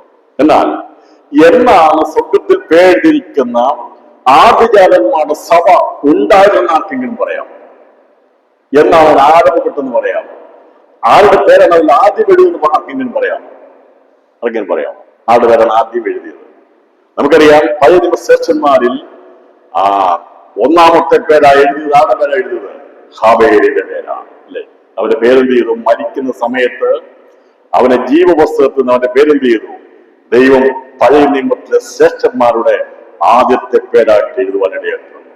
അതാണ് ലോകാരംഭത്തിൽ സംഭവിച്ചത്. ലോകാരംഭത്തിൽ ചില പേരുകൾ നഷ്ടപ്പെട്ടു പോയെങ്കിലും അവിടെ വീണ്ടും അത് രേഖപ്പെടുത്തുവാനും ഹാബേൽ ജനിച്ചു കഴിഞ്ഞപ്പോൾ ഹാബേൽ രക്തസാക്ഷിയായി കഴിഞ്ഞപ്പോൾ ഹാബേലിന്റെ രക്തത്തെക്കാൾ ഗുണകരമായി സംസാരിക്കുന്ന യേശുവിന്റെ രക്തം എന്ന് പറയുമ്പോൾ പഴയ നിയമത്തിലെ നീതിമാനായി ദൈവം അംഗീകരിച്ച ശ്രേഷ്ഠനായിരിക്കുന്ന വ്യക്തിയുടെ പേര് എന്ത് ചെയ്തു? അവൻ മരിക്കുന്നതോട് കൂടി അവന്റെ പേര് ജീവപുസ്തകത്തിൽ നിന്ന് അവന്റെ പേര് ദൈവം ഉയർത്തി എഴുതിയത് ആ പഴയ നിയമത്തിലെ ശ്രേഷ്ഠന്മാരുടെ പേര് എഴുതപ്പെടുവാൻ ഇടയാക്കുന്നു. അതാണ് ഹാബേലിന്റെ ജീവിതത്തിൽ ഉണ്ടായ സംഭവം. എന്നാൽ പുതിയ നിയമപ്രകാരം നമ്മൾ നോക്കുമ്പോൾ ഈ നമ്മുടെ പേര് എഴുതപ്പെടുവാൻ സാധ്യതയുള്ളത് 3 സ്ഥലങ്ങളിലാണ്. 3 സ്ഥലങ്ങളിൽ എപ്പോഴാണ് എഴുതപ്പെടുന്നത് ഞാൻ പറയാം. ഒരുവൻ രക്ഷിക്കപ്പെട്ട് കഴിയുമ്പോൾ അവന്റെ പേര് എഴുതപ്പെടുന്നത് നിത്യ ജീവപുസ്തകത്തിലാണ് പേര് എഴുതപ്പെടുന്നത്. നമ്മുടെ എല്ലാം പേര് ജീവപുസ്തകത്തിലാണ് ഉള്ളത്. എന്നാൽ ഒന്നുകിൽ നാം ലോകം വിട്ടു പോകുന്ന രൂപാന്തര സമയത്ത്, അതല്ലെങ്കിൽ നാം മരിക്കുന്ന സമയത്താണ് നമ്മൾ ഏത് നിരയിലേക്കാണ് പോകുന്നതെന്ന് ദൈവം എൻഡോഴ്സ് ചെയ്ത് സീൽ ചെയ്യുന്നത്. എന്നാലും ഞാൻ പറഞ്ഞിരുന്നു, ഒന്നുകൂടെ ആവർത്തിക്കുന്നത് മനസ്സിലാക്കാൻ വേണ്ടി. അപ്പോഴാണ് തീരുമാനിക്കുന്നത്, അതുവരെയും തീരുമാനിക്കുന്നില്ല. അങ്ങനെ ഈ ദൈവസഭ സ്ഥാപിതമായപ്പോൾ ആദ്യജാതന്മാർ സഭ എഴുതപ്പെട്ടു തുടങ്ങിയത് പരിശുദ്ധാത്മാവിനാൽ സഭ സ്ഥാപിതമായത് മുതൽ മധ്യാകാശ പ്രത്യക്ഷത വരെയാണ് ഈ പുസ്തകത്തിൽ പേരെഴുതുന്നത്. ആദ്യജാതന്മാരുടെ സഭ എന്നൊരു പുസ്തകമുണ്ട്. ആ പുസ്തകത്തിൽ പേരെഴുതുന്നത് എന്ന് മുതലാണ് ദൈവസഭയുടെ പുതിയ നിയമസഭയുടെ സ്ഥാപനം മുതൽ മധ്യാകാശ പ്രത്യക്ഷത വരെ കർത്താവ് തന്റെ മണവാട്ടിയെ ചേർക്കാൻ വരുന്ന ദിവസം വരെയാണ് ആദ്യജാതന്മാരുടെ സഭ എന്ന ആ പുസ്തകത്തിൽ പേരുകൾ എഴുതുന്നത്. അതിൽ ഒന്നാമനായിട്ട് എഴുതപ്പെട്ട പേര് അവിടെ വേണമെന്ന് പറയാം. അവിടെയാ ഞാൻ പറഞ്ഞു കാര്യം മനസ്സിലായിട്ടുള്ളവരുണ്ട്. സ്തെഫാനോസിന്റെ പേരാണ് ഒന്നാമതായിട്ട് ഈ ആദ്യജാതന്മാരുടെ സഭയിൽ എഴുതപ്പെട്ടത്. കാരണം ബാക്കിയുള്ളവരൊക്കെ നിലവാരത്തുള്ളവനായിരുന്നു, പക്ഷേ മരിക്കുന്നവരെ ദൈവം ചെയ്യത്തില്ല, അത് വെളിപ്പെടുത്തത്തില്ല. എന്നാൽ കല്ലെടുക്കൊണ്ട് മരിച്ചപ്പോൾ അവൻ എന്ത് ചെയ്തു? ഉയരത്തിലേക്ക് നോക്കി. അവിടെ ദൈവം എഴുന്നേറ്റ് നിൽക്കുന്ന, യേശു എഴുന്നേറ്റ് നിൽക്കുന്ന കണ്ടു. എന്ന് പറയാണ്, എന്റെ ആത്മാവിനെ എന്ത് ചെയ്യുന്നു? തൃക്കൈയിൽ എന്ത് ചെയ്യുന്നു? കരമേൽപ്പിക്കുന്നെന്ന് പറഞ്ഞു. എന്ന് പറഞ്ഞതിന്റെ അർത്ഥം സ്വർഗത്തിൽ സിംഹാസനത്തിൽ ഇരിക്കാനുള്ള പദവി ലഭിച്ച ആദ്യത്തെ വ്യക്തി, ഒന്നാമത്തെ രക്തസാക്ഷിയാറ്റുന്ന സ്തെഫാനോസാണ്. യേശുക്രിസ്തു പറഞ്ഞില്ല, ഞാൻ എന്റെ ആത്മാവിനെ എന്ത് ചെയ്യുന്നു? പിതാവിന്റെ തൃക്കൈയിൽ ഏൽപ്പിച്ചു. അങ്ങനെ പിതാവിന്റെ തൃക്കൈയിൽ ഏൽപ്പിക്കുവാൻ സാധിക്കുമെങ്കിൽ അങ്ങനെയുള്ള പേരാണ് എവിടെ എഴുതപ്പെടുന്നത്? ആദ്യജാതന്മാരുടെ സഭ എന്ന പുസ്തകത്തിൽ എഴുതപ്പെടുന്ന സ്തോത്രം. ഇനിയിപ്പം നമുക്കറിയാം, കുറഞ്ഞ വർഷം എന്തായിരിക്കണം, നാം ആരായിരിക്കണം ഈ കർത്താവ് എടുക്കപ്പെടണമെങ്കിൽ എന്നുള്ളത്. ഞാൻ ഇനി അതേക്കുറിച്ച് വിസ്തരിക്കേണ്ട ആവശ്യമുണ്ടെന്ന് തോന്നുന്നില്ല. ഇതെല്ലാം തുടക്കവും ആരംഭിക്കട്ടെ, കഥയല്ല. ബൈബിൾ പഠനം, ടീച്ചിങ്, ദൈവവചനം പഠിപ്പിക്കുന്നതൊന്നും കഥയല്ല. ഞാനത് തെളിവെടുത്ത് പോകാൻ സമയമില്ലാത്തതുകൊണ്ടാണ്. സ്തെഫാനോസ് നിങ്ങൾക്ക് അറിയാം, അതുകൊണ്ട് ഞാൻ പറഞ്ഞു പോകാം. പത്രോസിന്റെ പേരല്ല ആദ്യജാതന്മാരുടെ പുസ്തകത്തിൽ എഴുതിയത്. പത്രോസ് അതിന് വിലയുള്ളവനാ. പക്ഷേ പത്രോസ് പിന്മാറിപ്പോയില്ലേ? ദൈവം ആദ്യം ഒരു പേര് എഴുതി വെച്ചിരുന്നെങ്കിൽ പത്രോസ് പിന്മാറിപ്പോയില്ലേ? ദൈവത്തിന് അറിയാം. മനുഷ്യനെ സംബന്ധിച്ചോളം അവൻ എപ്പോഴാ പിന്മാറുന്നുള്ളത് ദൈവത്തിന് അറിയാം. മടക്കിക്കൊണ്ട്. എന്നാൽ ദൈവം കണ്ടിട്ടുണ്ട്. ഞാൻ ഇന്നലെ കഴിഞ്ഞ ദിവസം പറഞ്ഞല്ലോ, നമുക്കൊരു ക്ലാസ്സിൽ പഠിക്കുമ്പോൾ നമ്മളെ ടീച്ചറിന് അറിയാം നമ്മൾ ആരായി തീരുന്നതോളം നമുക്കറിയാം. സഹപാഠികൾക്കൊക്കെ അറിയാം നമ്മൾ ആരാണെന്ന് അറിയില്ലേ? ആൾ ഫസ്റ്റ് ക്ലാസ് കിട്ടും പറയത്തില്ലേ? അതൊരു എക്സ്പെക്ടേഷനാണ്. പക്ഷെ ഏതെങ്കിലും കാരണവശാൽ പനിയൊക്കെ പിടിച്ച് അന്ന് എഴുതാൻ പോകാതിരുന്ന ചെയ്തു, എല്ലാം തീർന്നില്ലേ? ഇത്രയുള്ള മനുഷ്യൻ. അതുകൊണ്ട് സ്വർഗം ഒരു മനുഷ്യനെ തീരുമാനമെടുക്കുന്നത് ആദ്യജാതന്മാരുടെ പുസ്തകത്തിൽ പേരെഴുതി കാണാൻ ഭാഗ്യം ലഭിക്കുന്നതിൽ ഒന്നാമത്തെ വ്യക്തി യഹൂദന്മാരുടെ കല്ലേർ കൊണ്ട് അവന് ചുറ്റുമായി കല്ലുകൾ അവന്റെ ദേഹത്ത് വന്ന് പതിച്ചു കഴിഞ്ഞപ്പോൾ ആ വേദന കൊണ്ട് അവൻ അയ്യം വിളിക്കുകയല്ല ചെയ്തത്. ആ വേദനയിൽ അവൻ ഉയരത്തിലേക്ക് നോക്കി.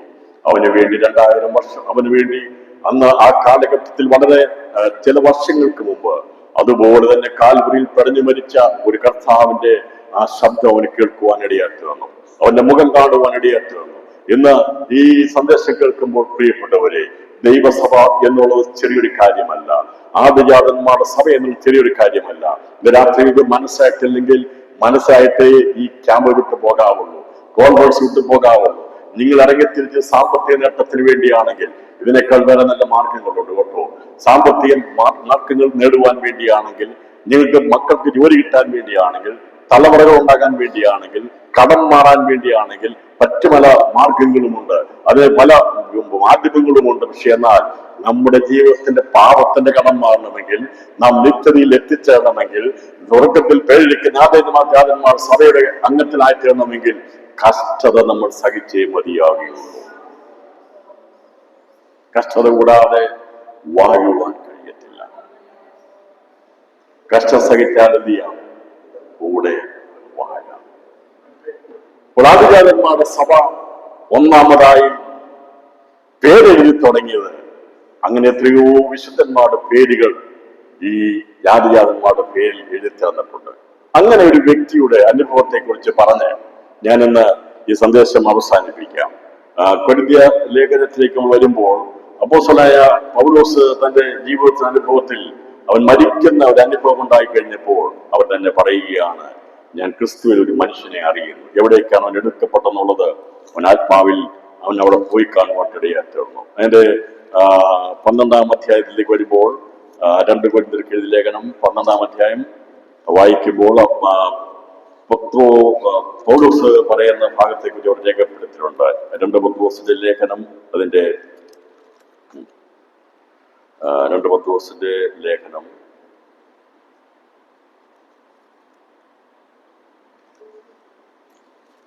2 പത്രോസിന്റെ ലേഖനത്തിലേക്ക് വരുമ്പോൾ 12-ാം അധ്യായത്തിലെ അതിന്റെ 1 മുതലുള്ള വാക്യങ്ങൾ പറഞ്ഞ ഇങ്ങനെയാണ്: പ്രശംസിക്കുന്നതിനാൽ പ്രയോജനമില്ല, എങ്കിലും അത് ആവശ്യമായിരിക്കുന്നു. പൗലോസ് പറയുക, ഈ 2 കൊരിന്ത്യർ 12-ാം അധ്യായം 1 മുതലുള്ള വാക്യങ്ങളാണ്. ഞാൻ കർത്താവിന്റെ ദർശനങ്ങളെയും വെളിപ്പാടുകളെയും കുറിച്ച് പറവാൻ പോകുന്നു. ക്രിസ്തുവിലുള്ള ഒരു മനുഷ്യനെ ഞാൻ അറിയുന്നു. ഇതൊന്ന് അണ്ടർലൈൻ ചെയ്തതാണ്. ക്രിസ്തുവിലുള്ള ഒരു മനുഷ്യൻ. കർത്താവ് വരുമ്പോൾ പോകുമെന്നാണ് എല്ലാവരും പറയുന്നത്. ആദ്യമേ ക്രിസ്തു, പിന്നെ ക്രിസ്തുവിനുള്ളവർ. ഇവിടെ എങ്ങനെ എഴുതിക്കുന്ന കേൾക്കുന്നത്? ക്രിസ്തുവിലുള്ള ഒരു മനുഷ്യനെ ഞാൻ. നമ്മൾ ക്രിസ്തുവിലുള്ളവരാണോ? പൗലോസിനെ പോലെ ഉള്ളവരാണോ നമ്മൾ? ആണോ? പൗലോസിന്റെ പദവി നമുക്കുണ്ടോ? പൗലോസ് കഷ്ടപ്പെടുന്നവർ നമ്മൾ കഷ്ടപ്പെട്ടിട്ടുണ്ടോ? ക്രിസ്തുവിലുള്ള ഒരു മനുഷ്യനെ ഞാൻ അറിയുന്നു, അല്ലെ? ക്രിസ്തുവിലുള്ള ഒരു മനുഷ്യൻ. ഞാൻ പലയിടത്തും പറയാറുണ്ട്, 14 ലേഖനം എഴുതിയ പൗലോസ്, 14 ലേഖനം വായിച്ചു പോലും നോക്കാത്ത ഒരു വിശ്വാസി, അവനും പറയുന്ന കഥ വരുമ്പോ പോകുമെന്നാണ്. 14 ലേഖനം എഴുതിയ പൗലോസ്, 14 ലേഖനം എവിടെയാണെന്ന് അറിയാൻ വയ്യാത്തൊരു വിശ്വാസി, അവനും പറയുന്നത് ഞാൻ കഥ വരുമ്പോ പോകുമെന്നാണ്. നമ്മളെ ചിന്തിച്ചാൽ മതി നമ്മൾ എവിടെയാണെന്നുള്ളത്. നമ്മളെ കുറിച്ചൊന്ന് നമ്മുടെ നിത്യതയുടെ ഭാവിയെ കുറിച്ചാണ് പറയുന്നത്. നിത്യതയുടെ ഭാവിയെ കുറിച്ചാണ് പറയുന്നത്. നിത്യതയുടെ ഭാവിയെ കുറിച്ചാണ് പറയുന്നത്, അല്ലെ? ഞാനത് തെളിവുകളിലോട്ട് പോകുന്നില്ല. അപ്പോൾ നിത്യതയുടെ ഭാവിയെ കുറിച്ച് ചിന്ത നമുക്കുണ്ടാകണം. വേണ്ടേ? ഞാൻ ഇപ്പോൾ നിർത്താൻ പോയ ക്ലാസ്, നാളെ ഞാൻ ക്ലാസ് എടുക്കത്തില്ല. നിങ്ങൾക്ക് നിത്യതയെക്കുറിച്ചുള്ള ഭാവിയെക്കുറിച്ച് അറിയണ്ടെങ്കിൽ, അതൊക്കെ താല്പര്യമില്ലെങ്കിൽ എനിക്ക് പഠിപ്പിക്കേണ്ട ആവശ്യമില്ല. എന്നാൽ നിത്യതയെക്കുറിച്ച് ഒരാഗ്രഹവും വാഞ്ചയും മാറണമെന്ന് താല്പര്യമുള്ളവർ മാത്രമേ ഈ ക്ലാസ് കേൾക്കാവുള്ളൂ. അതല്ലെങ്കിൽ നിങ്ങൾക്ക് നിങ്ങളുടെ ഇഷ്ടത്തിന് പോകാം, ഒരു കുഴപ്പമില്ല. പക്ഷെ എനിക്കൊരു ആഗ്രഹമുണ്ട്, എനിക്കൊരു ഉത്തരവാദിത്വമുണ്ട്, ദൈവം എന്നെ ഏൽപ്പിച്ചൊരു ദൗത്യമുണ്ട്. അതുകൊണ്ട് വളരെ വേദനയോടും വളരെ കഷ്ടസഹിച്ചുമാ ഈ സന്ദേശം ഞാൻ പഠിപ്പിച്ചുകൊണ്ടിരിക്കുന്നത്. കഴിഞ്ഞ ഞാൻ എന്തോടെ പ്രസംഗിച്ചു പോയി. ഞാൻ വീട്ടിൽ പോയിട്ട് ഞാൻ എൻ്റെ കാലിൽ വേദന എനിക്ക് കിടക്കാൻ വയ്യത്തില്ലായിരുന്നു. കാരണം നിങ്ങൾക്ക് ബുദ്ധിമുട്ട് അറിയത്തില്ല നിന്ന് പ്രസംഗിക്കുന്നതിന്. സമയം കിട്ടിയത് കൊണ്ട് പ്രസംഗിക്കുന്നതിന്റെ കൊതി കൊണ്ട് പ്രസംഗിക്കുന്നതല്ല എബ്രഹാം, നിങ്ങൾ വിചാരിക്കരുത്. കുറെ സമയം കിട്ടിയത് കൊണ്ട്, മൈക്ക് കിട്ടിയത് കൊണ്ട് മൈക്ക് വിടാതെ പ്രസംഗിക്കാൻ വേണ്ടി കൊതി കൊണ്ട് പ്രസംഗിക്കുന്നതല്ല. രാവിലെ ഒന്നു കഴിഞ്ഞ് വൈകിട്ട് കഴിഞ്ഞപ്പോൾ ഈ കിടക്കാൻ ബുദ്ധിമുട്ടായിരുന്നു. പക്ഷേ ഇത് രാത്രിയിലും ഇത് എടുക്കണമെന്ന് വിചാരിക്കുന്നത് ദൈവം തന്നിരിക്കുന്ന ദൗത്യം ദൂത് പരമേൽപ്പിക്കാൻ വേണ്ടി അതിന്റെ ആഗ്രഹം കൊണ്ടാണ്. അതുകൊണ്ട് ആ കേൾക്കേണ്ടവർ മാത്രം കേട്ടാൽ മതി എന്ന് പറയുന്നത്. എന്നാൽ ദൈവം എൻ്റെ ഒരു വലിയ ഉത്തരവാദിത്തം ഏൽപ്പിച്ചിട്ടുണ്ട്, അതെനിക്ക് കൈമാറേണ്ടിയിരിക്കുന്നു. ആ ഒരു ആഗ്രഹത്തോടെയാണ് ക്ലാസ്സുകൾ നയിക്കാറുള്ളത്, പഠിപ്പിക്കാറുള്ളത്, പഠിപ്പിക്കുന്നത്. അല്ല എന്തെങ്കിലും നിങ്ങൾ തരുമെന്ന് വിചാരിച്ചുകൊണ്ടല്ല. ഞാൻ ഒറ്റ മനുഷ്യരോട് പോലും ഒരു രൂപ പോലും ഞാൻ ചോദിച്ചിട്ടില്ല, ദൈവത്തെ ചോദിക്കത്തില്ല. അതിനുവേണ്ടി ആരും എന്നെ ക്ലാസ് വിളിക്കണ്ട. ഞാൻ ചോദിച്ചിട്ടുണ്ടോ നിങ്ങൾ ആരോടെങ്കിലും? ചോദിച്ചിട്ടുണ്ടോ എന്ന് പറയാം. കാരണം പ്രശംസിക്കുന്നത് ഇവിടെ പറഞ്ഞിട്ടുണ്ട്. ദൈവമായിരിക്കുകയാണെങ്കിൽ ഒരുപാട് കഷ്ടപ്പെട്ടതാണ് ഞാൻ, എനിക്കറിയാം. മണ്ഡലത്തില് ഞാൻ വെറുതെ ഇറങ്ങിയതല്ല, നല്ലപോലെ കഷ്ടം സഹിച്ചിട്ടുണ്ട്. കുഞ്ഞുങ്ങളെ പഠിക്കുന്ന സമയത്തൊക്കെ ഞാൻ വളരെ കഷ്ടം സഹിച്ചിട്ടുണ്ട്. കൂട്ടുകാരൊക്കെ ഉണ്ടായിരുന്നു, ഞാനോട് ചോദിച്ചിട്ടില്ല. പക്ഷേ ദൈവം എൻ്റെ മേൽ അഭിഷേകം പകർന്നിട്ടുണ്ടായിരുന്നു. അത് ഞാൻ ചെയ്തു തീർക്കണം. അതിനുവേണ്ടിയാണ് വിളിക്കുന്നത്, അതിനുവേണ്ടിയാണ് പ്രസംഗിക്കുന്നത്, മറ്റൊന്നിനു വേണ്ടിയാണ്. ഞാൻ ഇത്രയും പറഞ്ഞത് നിങ്ങൾക്ക് തോന്നും എന്തിനു വേണ്ടിയാ ഇതേകൂടെ ഒന്ന് പ്രസംഗിക്കുന്നുള്ളത്? പേരെടുക്കാൻ വേണ്ടിയാണോ? പ്രശസ്തിക്ക് വേണ്ടിയാണോ? ഞാൻ ഇവിടെ ആളുടെ പറഞ്ഞിട്ടുണ്ട് യൂട്യൂബ് സബ്സ്ക്രൈബ് ചെയ്യണമെന്ന് ഞാൻ പറഞ്ഞിട്ടുണ്ടോ? പറഞ്ഞിട്ടില്ല. പറഞ്ഞിട്ടുണ്ടോ? ഞാൻ ഇവിടെ പറഞ്ഞിട്ടുണ്ടോ? ഇല്ല. ക്ലാസ്സിൽ പങ്കെടുക്കുന്നത് ഞാൻ പറഞ്ഞിട്ടുണ്ടോ? നിങ്ങൾ പറ. നിങ്ങൾക്ക് വേണമെങ്കിൽ പങ്കെടുക്കാം. ഞാൻ ആരും നിർബന്ധിക്കുന്നില്ല, ഒരൊറ്റ മനുഷ്യനെ പോലും ഒരു കാര്യത്തിനും നിർബന്ധി. പക്ഷേ എന്നെ ഏൽപ്പിച്ച ദൗത്യം പറഞ്ഞു തീർക്കണം. അതിലേക്ക് ആയുസുള്ളത്തോളം സമയം ദൈവത്തിലേക്ക് സൂക്ഷ തേക്കേണ്ടതുള്ളത് കൊണ്ടാണ് ഈ രാത്രിയിൽ ഞാൻ സംസാരിക്കുന്നത്. ഇപ്പോൾ ക്രിസ്തുവിനുള്ള മനുഷ്യനെ അറിയെന്ന് പറഞ്ഞാൽ നാം ക്രിസ്തുവിനുള്ളവരാകണം, അല്ലെങ്കിൽ എടുക്കപ്പെടാൻ കഴിയത്തില്ല. അതുകൊണ്ട് ക്രിസ്തുവിനുള്ള ഒരു മനുഷ്യനാകുവാൻ നമുക്ക് എന്തായി തീർണമെന്ന് പൗലോസ് പറയുകയാണ്. അവരുടെ ജീവിതത്തിൽ സംഭവിച്ച വിഷയം അപ്പോസ്തലപ്രവൃത്തി 14-19 വാക്യത്തിലെ സംഭവമാണ് സംഭവിച്ചത്. 14-19 വായിക്കുമ്പോൾ, അതിന്റെ 14-19 വായിക്കുമ്പോൾ ഇപ്രകാരം പറഞ്ഞിരിക്കുന്നത്: എന്നാൽ അന്ത്യോക്യയിൽ നിന്നും ഇക്കോനിൽ നിന്നും യഹൂദന്മാർ വന്നുകൂടി പുരുഷാരത്തെ വശത്താക്കി പൗലോസിനെ കല്ലെറിഞ്ഞു. അവൻ മരിച്ചു എന്ന് വിചാരിച്ചിട്ട് അവനെ പട്ടണത്തിൽ നിന്ന് പുറത്തേക്ക് ഇഴച്ചു കളഞ്ഞു. ആരായിരുന്നു? കിലിക്യ, തർസീസിലെ കിലിക്യ എന്ന ദേശത്തുള്ള, കിലിക്യ ദേശത്തെ തർസോസുകാരനായിരിക്കുന്ന ശൗൽ പാരമ്പര്യം കൊണ്ടും പണം കൊണ്ടും കഴിവ് കൊണ്ടും എല്ലാം ഉന്നതരായിരിക്കുന്ന ഒരു വ്യക്തി, എല്ലാം ഉള്ളവനായിരുന്നു. പക്ഷേ അവന്റെ ജീവിതത്തിൽ ക്രിസ്തുവിനെ ദർശിച്ചു കഴിഞ്ഞപ്പോൾ അവൻ പൗലോസായി മാറി, അവൻ ചെറിയവനായി മാറി, അവൻ ഒന്നുമില്ലാത്തവനായിട്ട് മാറി. ഉറങ്ങേണ്ടവർക്ക് പോയി കിടന്ന് ഉറങ്ങാൻ കൊണ്ടു, ഉറങ്ങേണ്ടവർക്ക് ഉറങ്ങാൻ പോയി, ഇവിടെ ഇരിക്കേണ്ട. അവൻ പൗലോസായി മാറി. എന്നാൽ അവൻ കർത്താവിന് വേണ്ടി കഷ്ടം സഹിച്ചപ്പോൾ അവരെന്ത് ചെയ്തു? വല്ലാതെ അവൻ ഉപദ്രവിക്കാൻ തുടങ്ങി.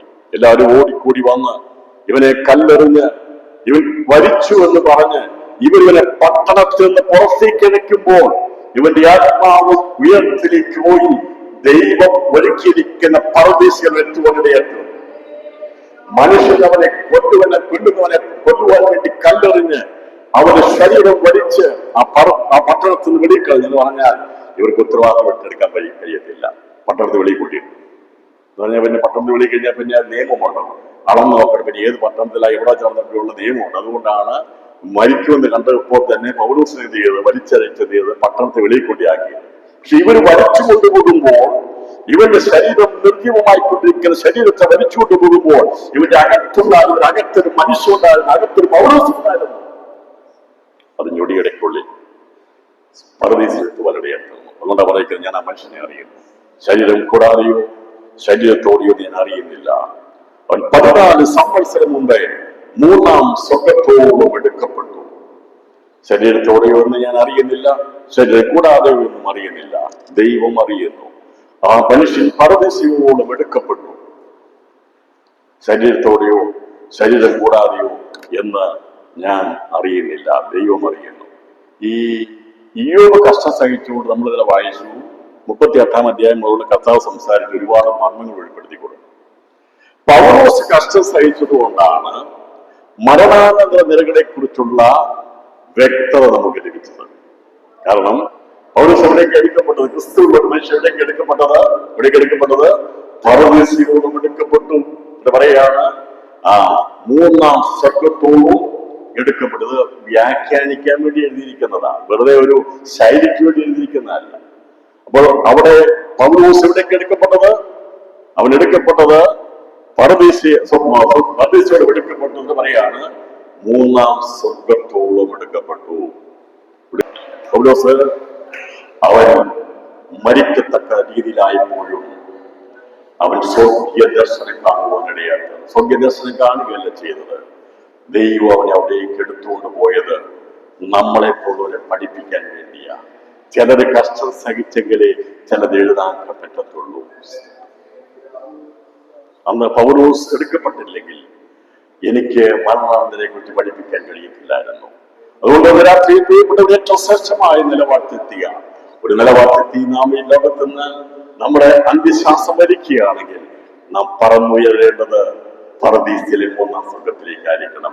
രണ്ടരമാണ് നമ്മുടെ പേര്, ജീവൻ, നമ്മുടെ ജീവപുസ്തകത്തിൽ നമ്മുടെ പേരെന്ത് ചെയ്യും, ദൈവം പ്രൊമോട്ട് ചെയ്യും. നമ്മൾ പ്രൊമോട്ട് ടു ഗ്ലോറി എഴുതാറില്ല എന്ന് പറഞ്ഞാൽ, പ്രൊമോഷൻ ലഭിച്ചെന്ന് പറഞ്ഞാൽ മഹത്വത്തിലേക്ക് പ്രവേശിച്ചതിനർത്ഥം നമ്മുടെ ഭൗതികമായിരിക്കുന്ന തേജസ് പ്രാപിക്കുന്ന നിലവാരത്തിൽ നിന്ന് നമ്മെ പ്രൊമോട്ട് ചെയ്യുന്നു എന്ന് പറഞ്ഞാൽ സ്വർഗീയമായ തേജസ്സിലേക്ക് നമ്മളെ കൊണ്ടുപോകുന്നതിനെയാണ് പ്രൊമോട്ട് ടു ഗ്ലോറി എന്ന് പറയുന്നത്. മനസ്സിലായോ? നമ്മള് മഹത്വത്തിലേക്ക് എന്ത് ചെയ്തു, പ്രവേശിച്ചു. അങ്ങനല്ലേ? പിന്നത്തേത് ഞാൻ നിന്നെ മഹത്വത്തിലേക്ക് എന്ത് ചെയ്യും, കൈക്കൊള്ളും. പിന്നത്തേതിൽ ഞാൻ നിന്നെ മഹത്വത്തിൽ കൈക്കൊള്ളും. നിർത്താൻ പോവുകയാണ്. ചില ആവശ്യം ചില മറ്റു വിഷയം വന്നുകൊണ്ടാണ് സമയം നീണ്ടുപോയത്. അല്ലെങ്കിൽ അത് ആവശ്യമാണ്. ചിലർക്ക് കൂടുതലായിട്ടുണ്ട്, എനിക്കറിയാം. ചില കുടുംബങ്ങൾ കൂടുതലായിട്ടുണ്ട്, ചില രോഗികൾ സൗഖ്യമായിട്ടുണ്ട്, ചില വിഷയങ്ങൾ മറുപടി കിട്ടിയിട്ടുണ്ട്, ചില അനാവശ്യമായ ചിന്തകൾക്ക് മാറ്റം വന്നിട്ടുണ്ട്, എനിക്കറിയാം. രാത്രി ദൈവം വിടുക വന്നിട്ട് ഞാൻ ദൈവത്തിന് സ്തോത്രം ചെയ്യുന്നു. ദൈവം ആവശ്യമില്ലാത്തൊരു കാര്യം സംസാരിക്കത്തില്ല. അപ്പോൾ അതിനെ പൗലോസിനെ പോലെ മൂന്നാം സ്വർഗത്തോട് എടുക്കപ്പെട്ടെങ്കിൽ രണ്ടാം സ്വർഗത്തോട് എടുക്കപ്പെടുന്ന ഒരു കൂട്ടമുണ്ട്, ഒന്നാം സ്വർഗത്തോട് എടുക്കപ്പെടുന്ന ഒരു കൂട്ടമുണ്ട്. പരദേശിൽ 3 സ്വർഗമുണ്ടെന്നുള്ളത് വചനത്തിന് തെളിവിലാണ്. പരദേശിൽ എത്ര സ്വർഗമുണ്ട്? 3 സ്വർഗമുണ്ട്. ഒന്നാം സ്വർഗമുണ്ട്, രണ്ടാം സ്വർഗമുണ്ട്, മൂന്നാം സ്വർഗമുണ്ട്.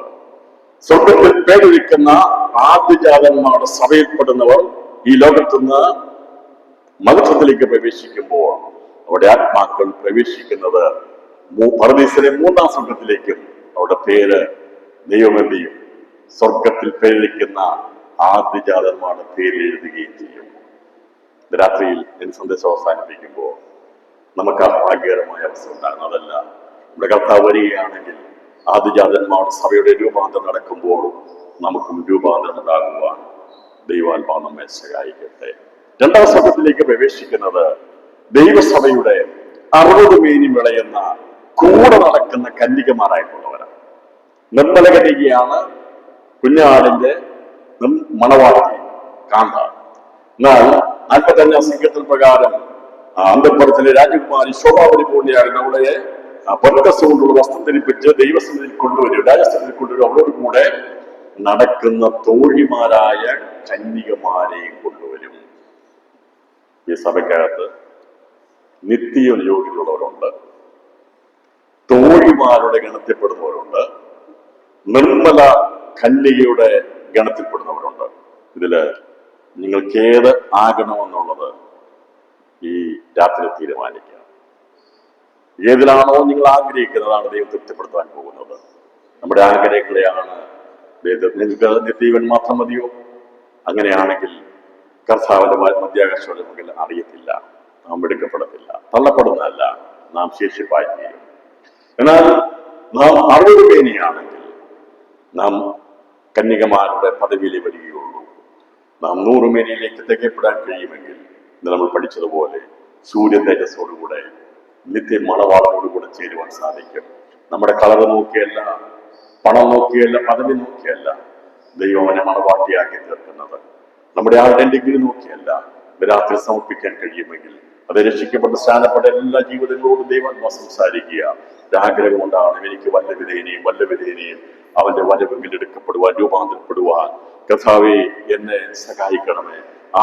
അതിന്റെ പദവി അലങ്കരിക്കാൻ എനിക്ക് യാതൊരു യോഗ്യതയുമില്ല എങ്കിലും അങ്ങയുടെ കൃപയാൽ കരുണയാൽ ഈ ബലഹീനായിരിക്കുന്ന എന്നെ കൂടി ശക്തിയെ തികച്ച് നിങ്ങളുടെ വരവിന് വേണ്ടി ഒരുക്കപ്പെടണമേ എന്നുള്ള ആത്മാർത്ഥമായ പ്രാർത്ഥനയോടെ നമുക്കായിരിക്കാം. ദൈവം സ്വർഗത്തിൽ പേരിരിക്കുന്ന ആദ്യജാതന്മാർ സഭയുടെ പേരുകൾ അംഗമാറ്റണം. അല്ലെങ്കിൽ നാം വരുന്നത് പുതിയ ശ്രേഷ്ഠന്മാരുടെ പദവിയിലായിരിക്കും. അവർക്ക് ലഭിക്കുന്ന തേജസ് ചന്ദ്ര തേജസ്സായിരിക്കും.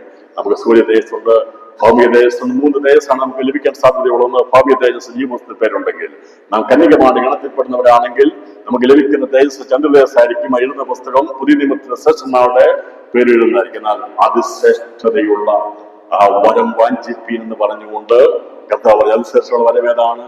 സ്നേഹം. അതിശ്രേഷ്ഠമുള്ള വരമേതാണ്? ഏതാണ്? സ്നേഹം. ദൈവം സ്നേഹമാകുന്നു. ആ സ്നേഹമാകുന്ന ദൈവത്തോട് ചേരുക. അതിശ്രേഷ്ഠമേറിയ വരത്തിന് യോഗ്യത പ്രാപിപ്പാൻ ക്രൂശിലെ നമുക്ക് വേണ്ടി ആ ദൈവം നമ്മളെ സ്നേഹിച്ച് നമ്മെ തന്റെ സ്വന്തം രക്തം കൊണ്ട് നമ്മൾ വിലയ്ക്ക് വാങ്ങിയ ആ പുണ്യാഗ രക്തത്തിന്റെ സ്നേഹത്തിന്റെ ഭാഗമായി തീരുവാൻ, അവനോട് ചേരുവാൻ, സ്നേഹത്തിൽ വസിപ്പാൻ, ആ അതിശ്രേഷ്ഠമായ വരത്തിന് വേണ്ടി ഈ ദിവസം പ്രാർത്ഥിപ്പാൻ സാധിക്കുന്നു. കർത്താവ് പറയും, കർത്താവേ നിന്റെ സ്നേഹമെന്നിൽ നിറഞ്ഞു വരണമേ, അങ്ങയെ സ്നേഹിപ്പാൻ എനിക്ക് കൃപ നൽകണമേ. ഞാൻ ദൈവമായിട്ട് വേർതിരിക്കാത്തൊരു സ്നേഹത്തിലായിത്തീരും. അതുകൊണ്ടാണ് പറഞ്ഞത് നമ്മെ ക്രിസ്തുവിന്റെ സ്നേഹത്തിൽ നമ്മെ വേർതിരിക്കുന്നത് ആര്? ക്രിസ്തുവിന്റെ അതിശ്രേഷ്ഠമായ വരം ഏതാണ്? സ്നേഹം. അല്ലെ? അതിശ്രേഷ്ഠമായ വരം സ്നേഹമാണ്. സ്നേഹമായ അർത്ഥം എന്താണ്? ദൈവം സ്നേഹമാകും. വരങ്ങളിൽ ഏറ്റവും ശ്രേഷ്ഠമേറിയത് ദൈവത്തോട് ചേരുക എന്നുള്ളതാണ്. രാത്രി കണ്ണുകടയ്ക്കാൻ ദൈവത്തിൽ പ്രാർത്ഥിക്കാം. നമ്മുടെ എല്ലാവരുടെ ആഗ്രഹമായിരിക്കണം, എനിക്ക് ആ നിത്യ സ്നേഹത്തിൽ അവന്റെ മാറോട് ചേരണം, അവനോട് ചേരണം. ആ 3-ാം സ്വർഗത്തിൽ ഞാൻ മരിച്ചാൽ എത്തപ്പെടാതല്ല, കകളം ഒരുക്കിയാണെങ്കിൽ ഞാൻ രൂപാന്തരപ്പെടുവാൻ ഇടയാക്കിയിടണം. ആ ദൈവസ്നേഹത്തിന്റെ ആഴം തിരിച്ചറിഞ്ഞുകൊണ്ട് ഈ ക്ലാസ്സിൽ നാം പങ്കെടുക്കുമ്പോൾ ദൈവങ്ങളെ എത്തിച്ചു കൊടുത്തുകൊണ്ട് പ്രാർത്ഥിച്ചാണ്, കർത്താവേ അങ്ങയുടെ സ്നേഹം എന്റെ മേൽ പകർന്നല്ലോ, നീ സ്നേഹിച്ചിരിക്കുന്ന സമ്പാദിച്ചതിന് സ്നേഹസഭയുടെ നിർമ്മല കന്യകയെ തീരുവാനുള്ള ഭാഗ്യ പദവി എനിക്ക് നൽകണമേ എന്ന് ആത്മാർത്ഥമായി പ്രാർത്ഥിക്കുകയും ദൈവത്തിൽ സമർപ്പിക്കുകയും ചെയ്യുമ്പോൾ ഞാൻ ഈ ഇന്നത്തെ ദൂതനേക്ക് ക്ലാസ് വിടാൻ ശേഷമായി നമ്മൾ ഒരുമിച്ച് പ്രാർത്ഥിക്കുന്നതായിരിക്കും. ആ സമയത്ത് നമുക്ക് കാര്യങ്ങളൊക്കെ സംസാരിക്കാം, പ്രാർത്ഥിക്കാം. കർത്താവ് നമ്മെ ധാരാളമായിട്ട് അനുഗ്രഹിക്കുമാറാകട്ടെ. Thank you.